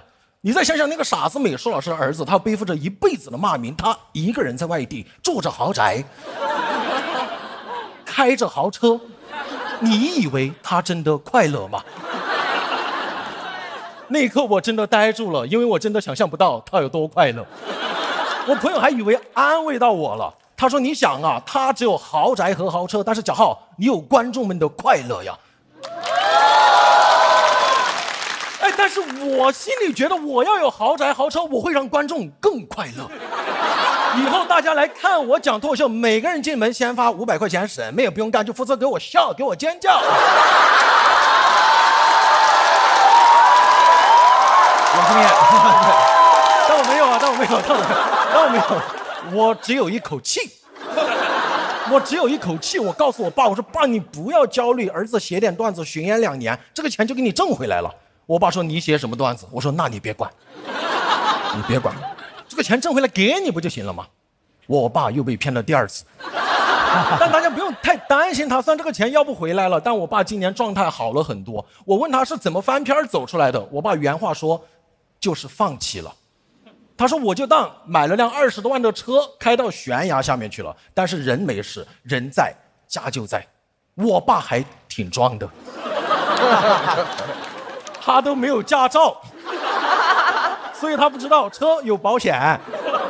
导演组也问我说，上节目讲这段有什么想对美术老师说的吗？我说我想对美术老师说的话都播不了。好人一生平安吧。但我有话想对我妈说，妈，真的非常感谢您的谨慎，让您的积蓄没有被骗，我永远是你最好的儿子。但最后我想告诉我爸，爸，一切都会好起来的。你有没有发现，虽然亏了28万，但你好像对家里有所亏欠，让原本强势的你现在温柔了很多，爱做家务了很多。怎么说呢？爸，28万养成一个好习惯。大家好，谢谢。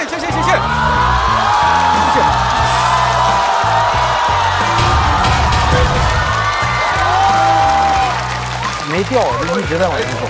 成本点280万票，准备，能行啊？行，好，我稳住，我们先把这一点。贾浩，锁票倒计时，掌声再次送给贾浩。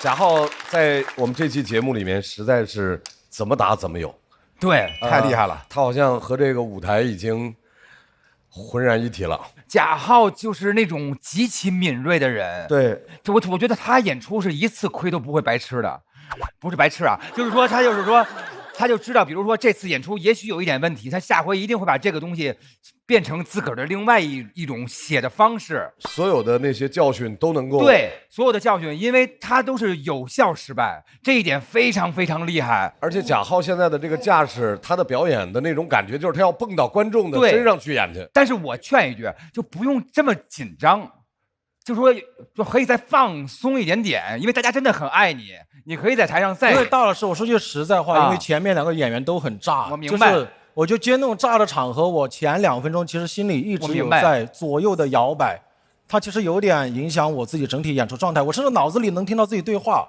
对，但我觉得这是一个很好的经历，以后再遇到类似的事情，可能就更放松了。没有白吃的亏，对不对？然后，但是我就觉得他就是这样，每次就会变得更强。贾浩太棒了。是的。我觉得他很稳定，对，就这种稳定，我相信就是他不停的在磨这个段子，每一个点他都研究的极其的谨慎。我是这种感觉，而且他的能量在舞台上也是属于高能型的一个演员。对，我想跟大家顺便说一下，你们在舞台上永远看到热力四射的贾浩，但实际上我在后台看到的他的时候是一脸疲惫的，但是他只要到了台上还是热力四射，所以我明白，我觉得这是不光是作品的好，还有一个就是这个就我们传说中的艺德，他是把自己的全部热情奉献给舞台的那种。对。啊，罗老师在后台看到贾浩是疲惫的吗？是。我在后台看到他是妆发齐全，妆容精致，还是神采奕奕的。我看到他的时候，他特疲惫，好像连续演了好几天，对吧？啊，我的原则是我见鲁豫老师我就全妆，罗老师用素颜，咱俩就素颜聊一聊天。啊，我不配，罗老师来装疲惫。哎呀，别聊天，歇会儿。对，没有，可能不同的场次吧，有的是连着演好几天，可能确实会稍微累一些。但贾浩让我现在放心到什么程度？我现在除了听他的那个脱口秀以外，我会关注他的穿搭啊，每一个细节都会想到，所以我会非常非常欣赏贾浩这样的所有的这种呈现吧，我很喜欢。贾浩今天这穿搭有什么讲究吗？啊，白和黑。我第一次意识到穿搭对演出、对观众的尊重，其实是当时看春春老师的《周末愉快》，因为他当时换的每一套衣服，我朋友都赞叹，就是真的哇，也太时尚、太绝了。但他的衣服我穿不了，我就嗨，没有，我就觉得对演出就是你会让观众觉得哇，好开心啊，就是觉得哇，好尊重我，就是那种感觉，就是一直给惊喜。对，7学啊。感谢贾浩给我们带来的表演，休息一下。本赛段最后一位要出场的这位演员朋友，他经历了时代和行业的浮沉，还在。有请呼兰。去吧，这个收个好尾。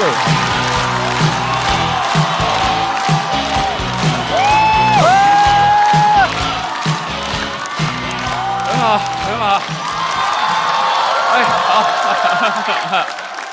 来这儿，大家好，我是呼兰。其实这轮写稿时间我们其实是不多的，大家其实都有点想放弃了，然后大家节目组就给搞成这种小组赛，啊，2人一组，然后开始比总分，大家就变得特别的努力，因为你总想着别拉队友的后腿，太无奈了，你知道资本家的招数也太多了。我特别害怕公司以后以2人一组发工资，1个月完了之后，在全公司拉通榜，找8个人再不发工资。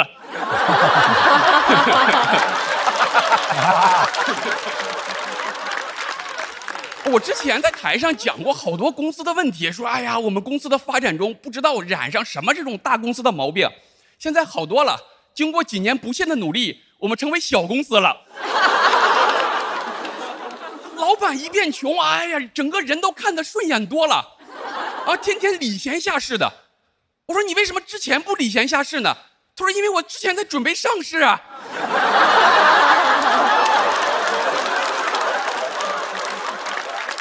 我说啊，你主要是容易上头，你还是啊喝点国民白酒老村长，真正纯粮酒，好喝不上头，让生活更开心。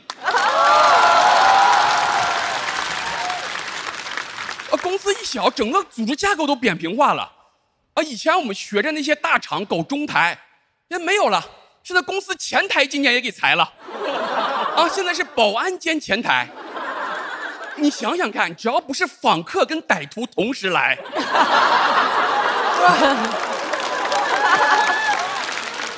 以后就是脱口秀演员兼保安兼前台，对吧？只要不是访客、歹徒和灵感同时来。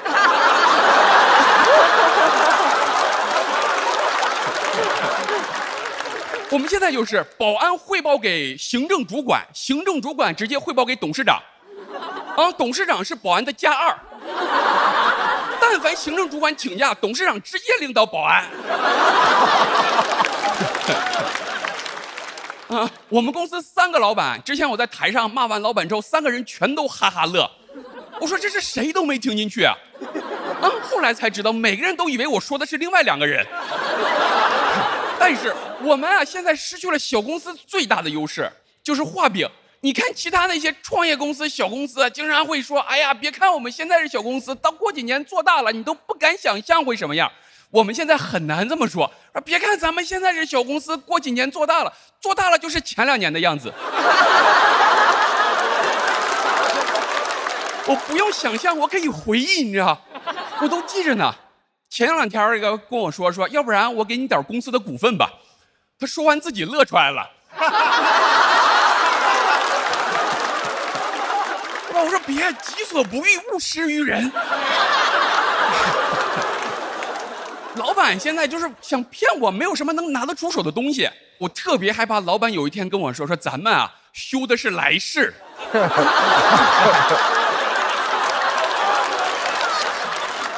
我觉得现在就是80后、90后总被骗，对吧？就是00后全都看在眼里了。所以说现在老板很难骗到00后了，就可着我们在这骗。00后都说了，说我是没吃过猪肉，但是看过猪上当受骗呀。你看所有的这些招数，其实只能用一次。你看曹操用望梅止渴，你不能说曹操用完望梅止渴说，哎，这招好使，以后出门就不带水了。不行，对吧？你第一次曹操用，前方说啊，前方有梅林，士兵还能口齿生津。你第2次就口吐芬芳了。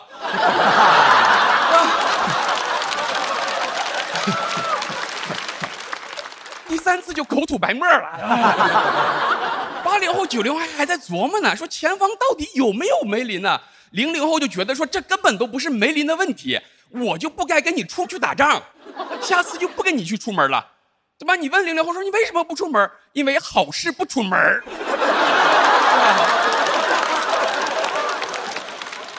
也一样，你看现在00后也开始不买房了，因为他看见了前面买房的人一边口吐芬芳，一边口吐白沫。有道理，你看上海现在1平米均价6.3万，1平米6.3万，你有这个钱，你能去看30-40场演唱会。你要不喜欢听歌，喜欢听脱口秀就更好了。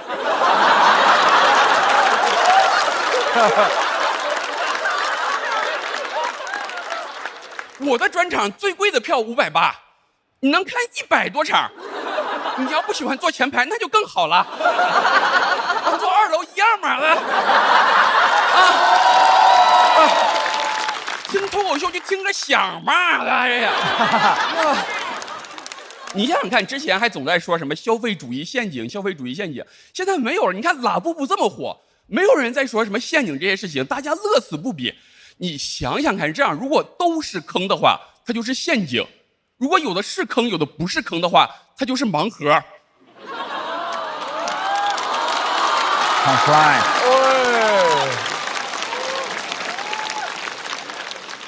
我之前那时候上班的时候谈好了月薪1万，上班之后你才知道，他说的这1万里面还包含了2000的绩效工资。你为了这2000下班不敢走，消息秒回。经过1个月的努力，终于拿到属于自己的1万块钱。00后不管这个了，8000、1万，反正不够花。一样的，不行就管爸妈要一点，贴点得了呗。有人说，哎呀，啃老，人家父母乐意跟你有啥关系？你要乐意也可以啃你。哎呀。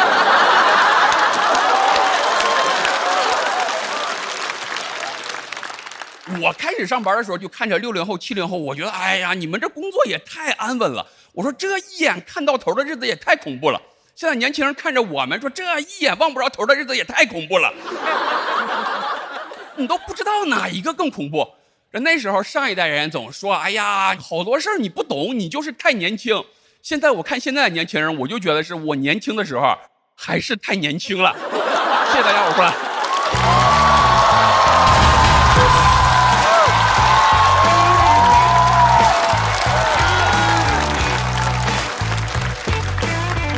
呼兰锁票倒计时。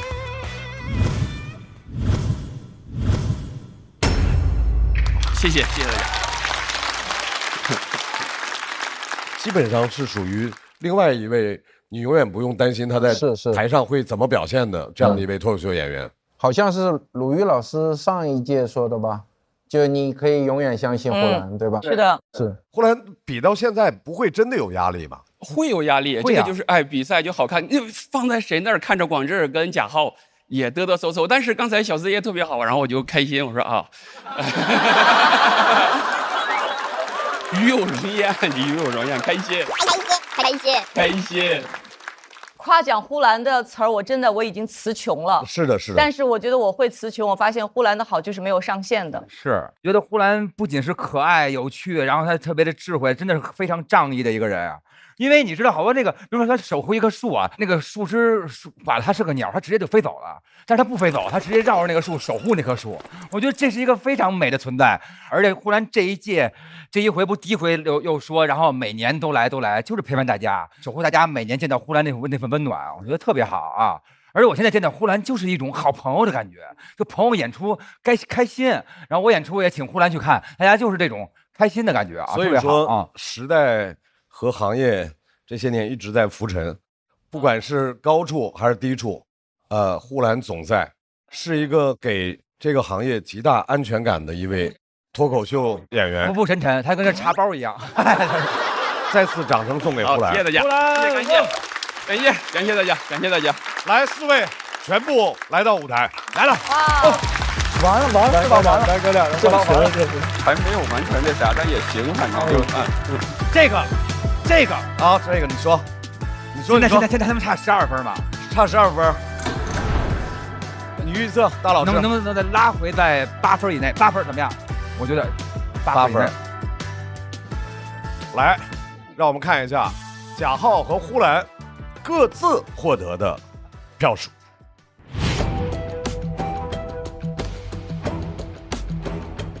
不好说，呼兰，我觉得呼兰能赢，很接近，5分以内可能。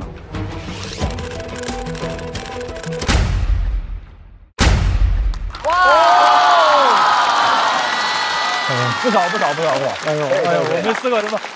句号画对了，太大了，那就呼兰跟他们跳段了，对吧？跳段了，太牛了！又是新弄出来的，你们 Study Group。爆梗小区560分，似乎是冠军576。还好浩哥也输了，不然我多难受啊！输得好，输得好，输得好。让我们祝贺似乎是冠军的2位，厉害！苏兰和小四爷顺利进入下一轮。跳段了，跳段了，跳段了，跳段了。行。表现，还可以，已经学会先移了，太好了！我觉得我们太棒了，由衷的替小四爷的开心，我这太好了，这样我就站起来在那儿蹦，又在那儿鼓掌，哎呀，这真的太棒了。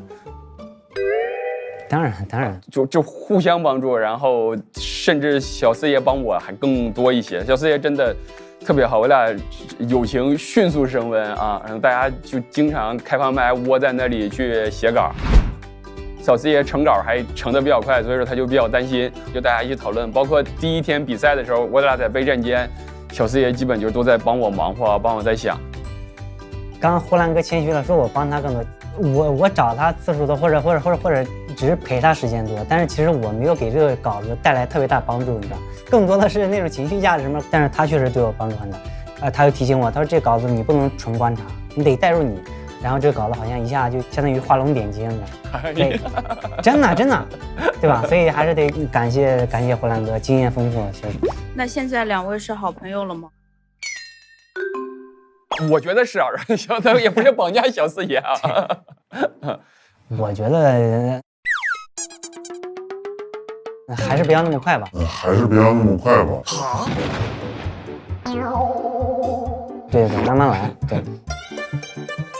我怎么整得跟求婚似的，好奇怪这个氛围。不至于，挺好，能找到一个创作的朋友已经非常不容易了。以前知道他人好，但是不知道他人这么好。广智和蒋浩要进入到待定区，也来我们待定区看看。第一回来有点陌生，待定区怎么多了这2个人啊？我理解你的感受，接炸的真的好难啊！这个区域头一次见你哥哥，头一次见你。小梗小区后采开始。浩哥那个位置很难演，前面一个最强新人刚刚炸完场，后边是一个最强老人，你夹在中间演，谁来也演不了，没有人能演得了那个场子。但是浩哥还是在这种情况下281票。浩哥，这将会是你今年在这个舞台上遇到的最难演的场子，以后不可能比这个更难了。在这种艰难的情况下，你都撑过来了，你都已经冲到281票，以后的路就是全是坦途啊！还得是教练请得好，一个好的教练不仅知道你怎么作战，成功的时候跟你分享喜悦，当你受挫的时候还能给你情绪价值和正确的引导。各位，目前我们的34组演员已经全部表演完毕了。我们现在来看一下2人小队的晋级名单。第一名是似乎是冠军。真的是冠军，我起名字有用。那你起得好啊，那你还说啥了？马丽莲、孟瑞、油泼辣子小蛋糕、小丽和小高，祝贺各位！根据比赛的规则，总票数排第1的2人小队成员将获得下一赛段的跳段权，可以自行选择是否使用。恭喜2位！现在呢，已经有17组演员成功晋级，还有17组演员处于待定。让我们先来看一下目前的待定名单。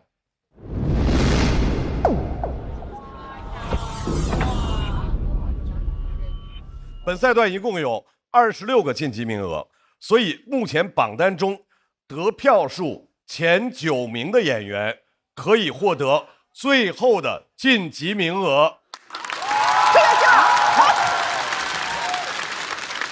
让我们恭喜贾浩、何广智、邱瑞、小快、毛豆、Seven、侯志远、王大刀、小帕，还有一个并列的徐志胜，进入到下一赛段。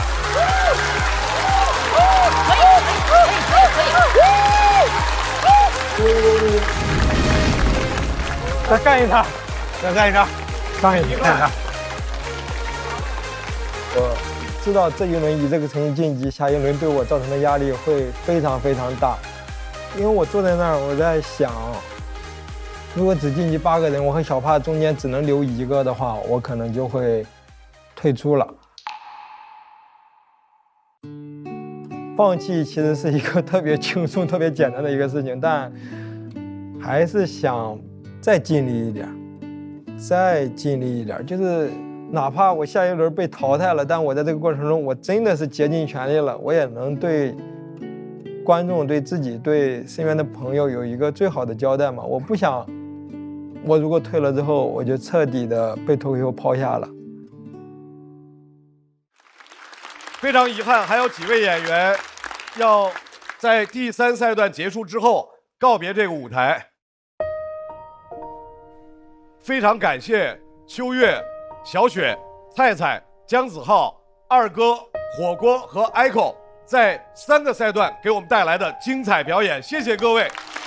希望在下一季还能看到大家给我们带来的精彩演出，谢谢各位。对我来说，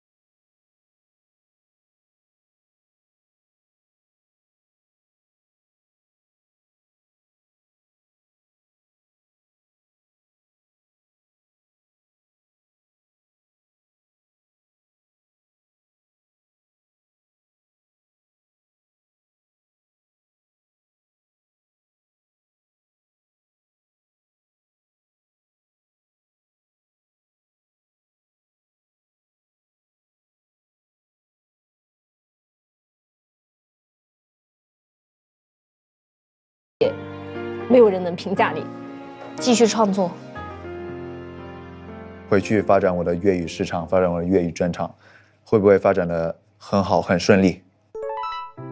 哥，这也太巧了，我怎么就翻到这个家伙？他说不过如此。我老二能不能在脱口秀这个道路上再走得远一些？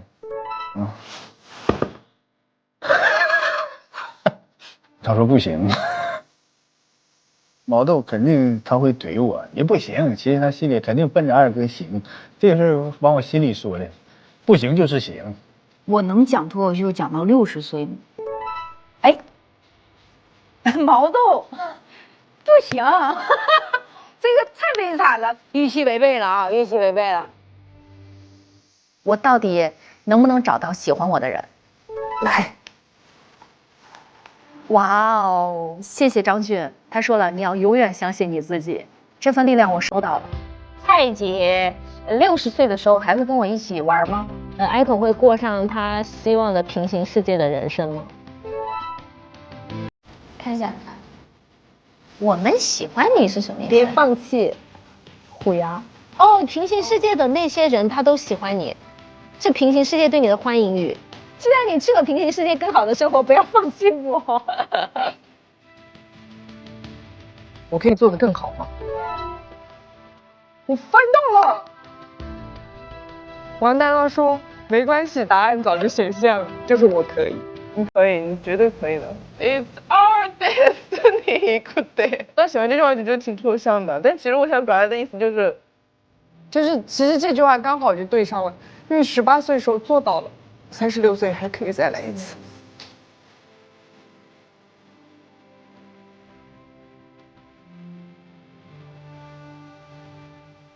大家好，我是秋月，是一名滑雪教练。我希望我能打开，能把我坚定的东西勇敢地说出来。大家好，我叫小雪，我是一个中年姐姐，我是2个孩子的妈妈。大家好，我是 Echo。Hello， 大家好，我是菜菜。Hello， 我是二哥，是一名消防员。二哥希望给你们继续带来快乐。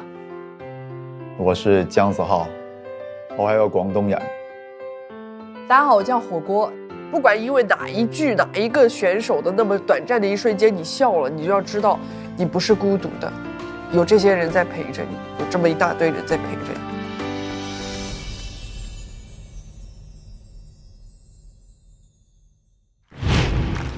脱口秀和他的朋友第2季第3赛段交朋友赛到这儿就全部都结束了。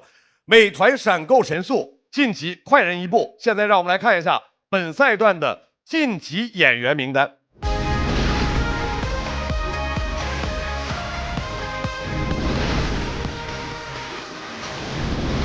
各位，根据我们的规则，不光有2支队伍可以跳段，个人票数第1的演员也将获得下一赛段的跳段权。这位朋友的名字叫孙书恒。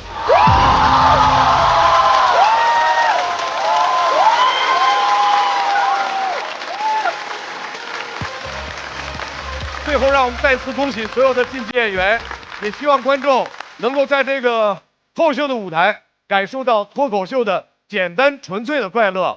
想来现场体验线下脱口秀演出的快乐吗？微信搜一搜效果，关注效果官方公众号和小程序，超多演出等着你来。新一轮的脱口全国巡演即将启动，打开效果小程序，关注你喜欢的演员，并许愿想看城市，朋友们就有可能来到你的身边。比赛仍然在继续，下周同一时间，欢迎各位继续关注，我们下周见。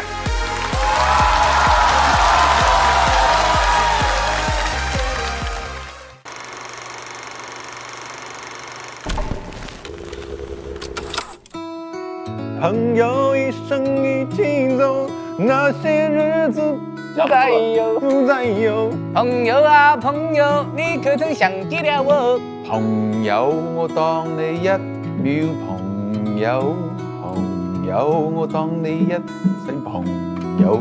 定定星光，絲絲相關，你我哪怕天蠍多夢。你擁有我，我擁有你，幫我離手。朋友，赛出风格，赛出水平。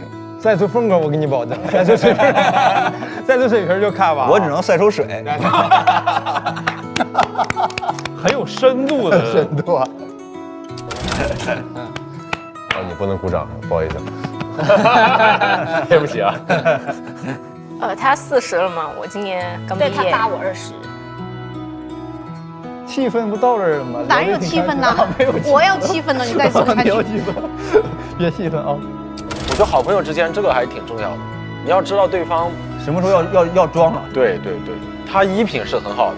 你看，细腻。我认识他，和他相处，我才知道“真诚”这2个字到底是什么意思。一个妈妈，一个爸爸，一个孩子的角色。对，小雪姐姐真的是那个孩子，她年龄最大，但是她最脆弱。对，像你好坏。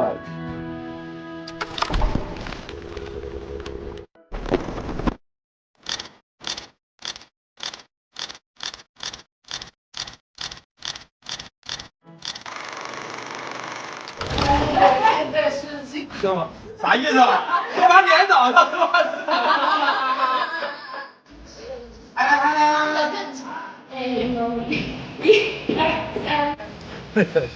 我让他们倒水养生。练了好几天，我力气。来看一下这个，我最保护那耗子，他们说嘛。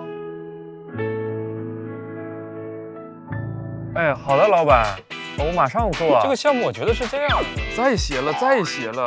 谢谢大家，我是赛文。好累。检测到赛文状态不足，快找回状态。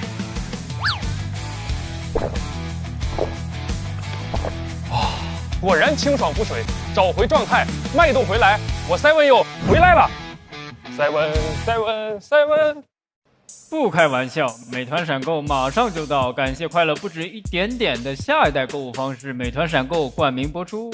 番茄是个宝，茄黄错不了。感谢约1颗阳光番茄在里面的茄黄联合赞助播出，让生活更开心。感谢国民白酒老村长特约赞助播出。宝宝内外强护，未来自会闪耀。感谢守护宝宝闪耀成长的 A2 紫药 HMO 婴幼儿奶粉赞助播出。找回状态，脉动回来。感谢随时随地帮你 call back 好状态的脉动行业赞助播出。聊天就要吃乐事，分享美味，快乐加倍。感谢片片薄脆，乐事不停的乐事赞助播出。真真好笑，真有机。本节目由3方认证真有机的海天有机赞助播出。欢迎大家来到脱口秀和他的朋友们第4赛段临门一嘴赛正式开始。除去晋级的5位和跳段的5位，最终待定区的朋友票数前8的选手才能够晋级半决赛。我觉得他挺狠的，而且笑中有狠。节目组也很缺德，到咱们这儿已经完全没人管了吗？我听了以后太有共鸣了，简直是我的嘴替。我们来看一下，谁能够成功进入到半决赛。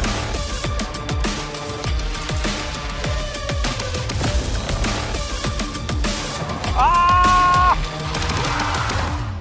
练！欢迎大家来到朋友们和他的脱口秀第2季，耶！今天浩哥，说真的，你今天对自己表现还其实不满意吗？子豪，你干什么呢？我们四爷在这说话，你刚才打断了。没有，不好意思。哎，小江，敬一杯。他们阶级好分明，这是咱们喜剧演员的好处，咱们一切看票说话。小四爷，讲你很像那种一头梅花鹿，就是你如果有很多猎手在这边的话，你就开始。哦，我刚逼你了吗？没有啊。咋，你想了解我呀？不是，猎豹和梅花鹿。小朋友们，我们看看面前的大屏幕，手疾口快传声筒，东北嘅一种舞，冬瓜做成毛，东北嘅一种舞蹈，毛豆知道吗？演员毛豆。下一个词。嘘，练狗屁。一定要猜出来，不然不能下班。欢迎来到遇见他们，这是一场我和脱口秀女演员们的走心畅谈。今天呢，我们从痛苦这个话题开始聊。我小时候有一句话对我影响特别深：打碎牙齿往肚子里咽。我爸呢，他这辈子可能除了结婚就没干别的事儿，他也不工作。他不光是在啃老，他把属于我的那一份也吃掉了。吞金兽，我就家有吞金兽指的是他。他们痛着坦诚，就是不行，肯定不行，做啥都不行。是谁给你灌输的这些想法？那就是我爹嘛！你闭嘴吧你！你虚荣心、脏心眼子，你还问我什么呀你？你知道你收拾啥？你问你。小时候我在做作业的时候，我爸在厕所去收拾东西，东西噼里啪啦全倒下来了，然后他冲出来打了我一顿。爸爸妈妈吵起来，爸爸拿那个刀扔妈妈。妈妈拿我挡了一下。这个孩子在家庭中不被想要，本来我们就是不想要你的。小雪以前在北京台做记者有多么的出色跟优秀，我说6条人命我还了你1条。她老公居然在外面跟别人还生了孩子，某种程度都是2个女人在抢一个垃圾。对，我的人生观、世界观、三观不断的被打破。就是我在相亲市场上是1而再、2而3的被淘汰。他说你这次允许自己开心了多久？上了大学我才知道啊。原来跟父母还能这么说话，难道行的人就天天快乐吗？他们彼此支撑，连我都是受了你的鼓励上的台。你再说我蚂蚁试试，你知道什么？你这么大岁数，你知道什么？就父母对孩子，其实你拥有的是最大的权利，互相抚慰。我觉得人生就是这样，他给了我就一个大的一个 package，里面有好的有不好的，我全部都接受了。你的好起来就是在一次次的下坠和再起来一点点，一次次的下坠再多起来一点点，这么好起来。不开玩笑，美团闪购马上就到，感谢30分钟好货到手的美团闪购冠名播出。番茄是个宝，茄黄错不了，感谢约1颗阳光番茄在里面的茄黄联合赞助播出，让生活更开心。感谢国民白酒老村长特约赞助播出。96倍乳黄金续航母源自护力，感谢 A2 紫药 HMO 奶粉赞助播出。找回状态，脉动回来，感谢随时随地帮你 call back 好状态的脉动行业赞助播出。聊天吃乐事，分享更快乐。本节目由片片薄脆乐事不停的乐事赞助播出。真好笑，真有机。本节目由3方认证真有机的海天有机赞助播出。新一轮脱友全国巡演已正式开启，微信搜索效果小程序参与许愿活动，朋友们就有可能来到你身边。脱口秀和他的朋友们第2季每周5、周6中午12点，会员抢先看1周。衍生节目朋友们和他的脱口秀每周1、12点更新，遇见他们每周2、12点更新。SVIP 抢先看1天，还有超多幕后视频不定期掉落，记得准时追更哦。马大帅，小树不倒，我不倒。5条手，欢迎来到蝉联的夏天。蚊子得的叶子。我们的口号是一切为了孩子。花木兰，风雪越大越不怕。3个软柿子，你有我你试试。大家好，我们是好奇懒做。大家好，我们是4大天王。我是魔力青、魔力海、魔力兽、王力宏、王力宏。Echo 不菜，古灵精怪。我们是爆梗小区，小区不大，创造神话，爆梗很多，都在这桌。我们的队名是似乎是冠军，不是似乎就是冠军。玛丽莲梦瑞，让你们心碎。小丽和小高，无招胜有招，精妙厉害。听着口号我都害怕。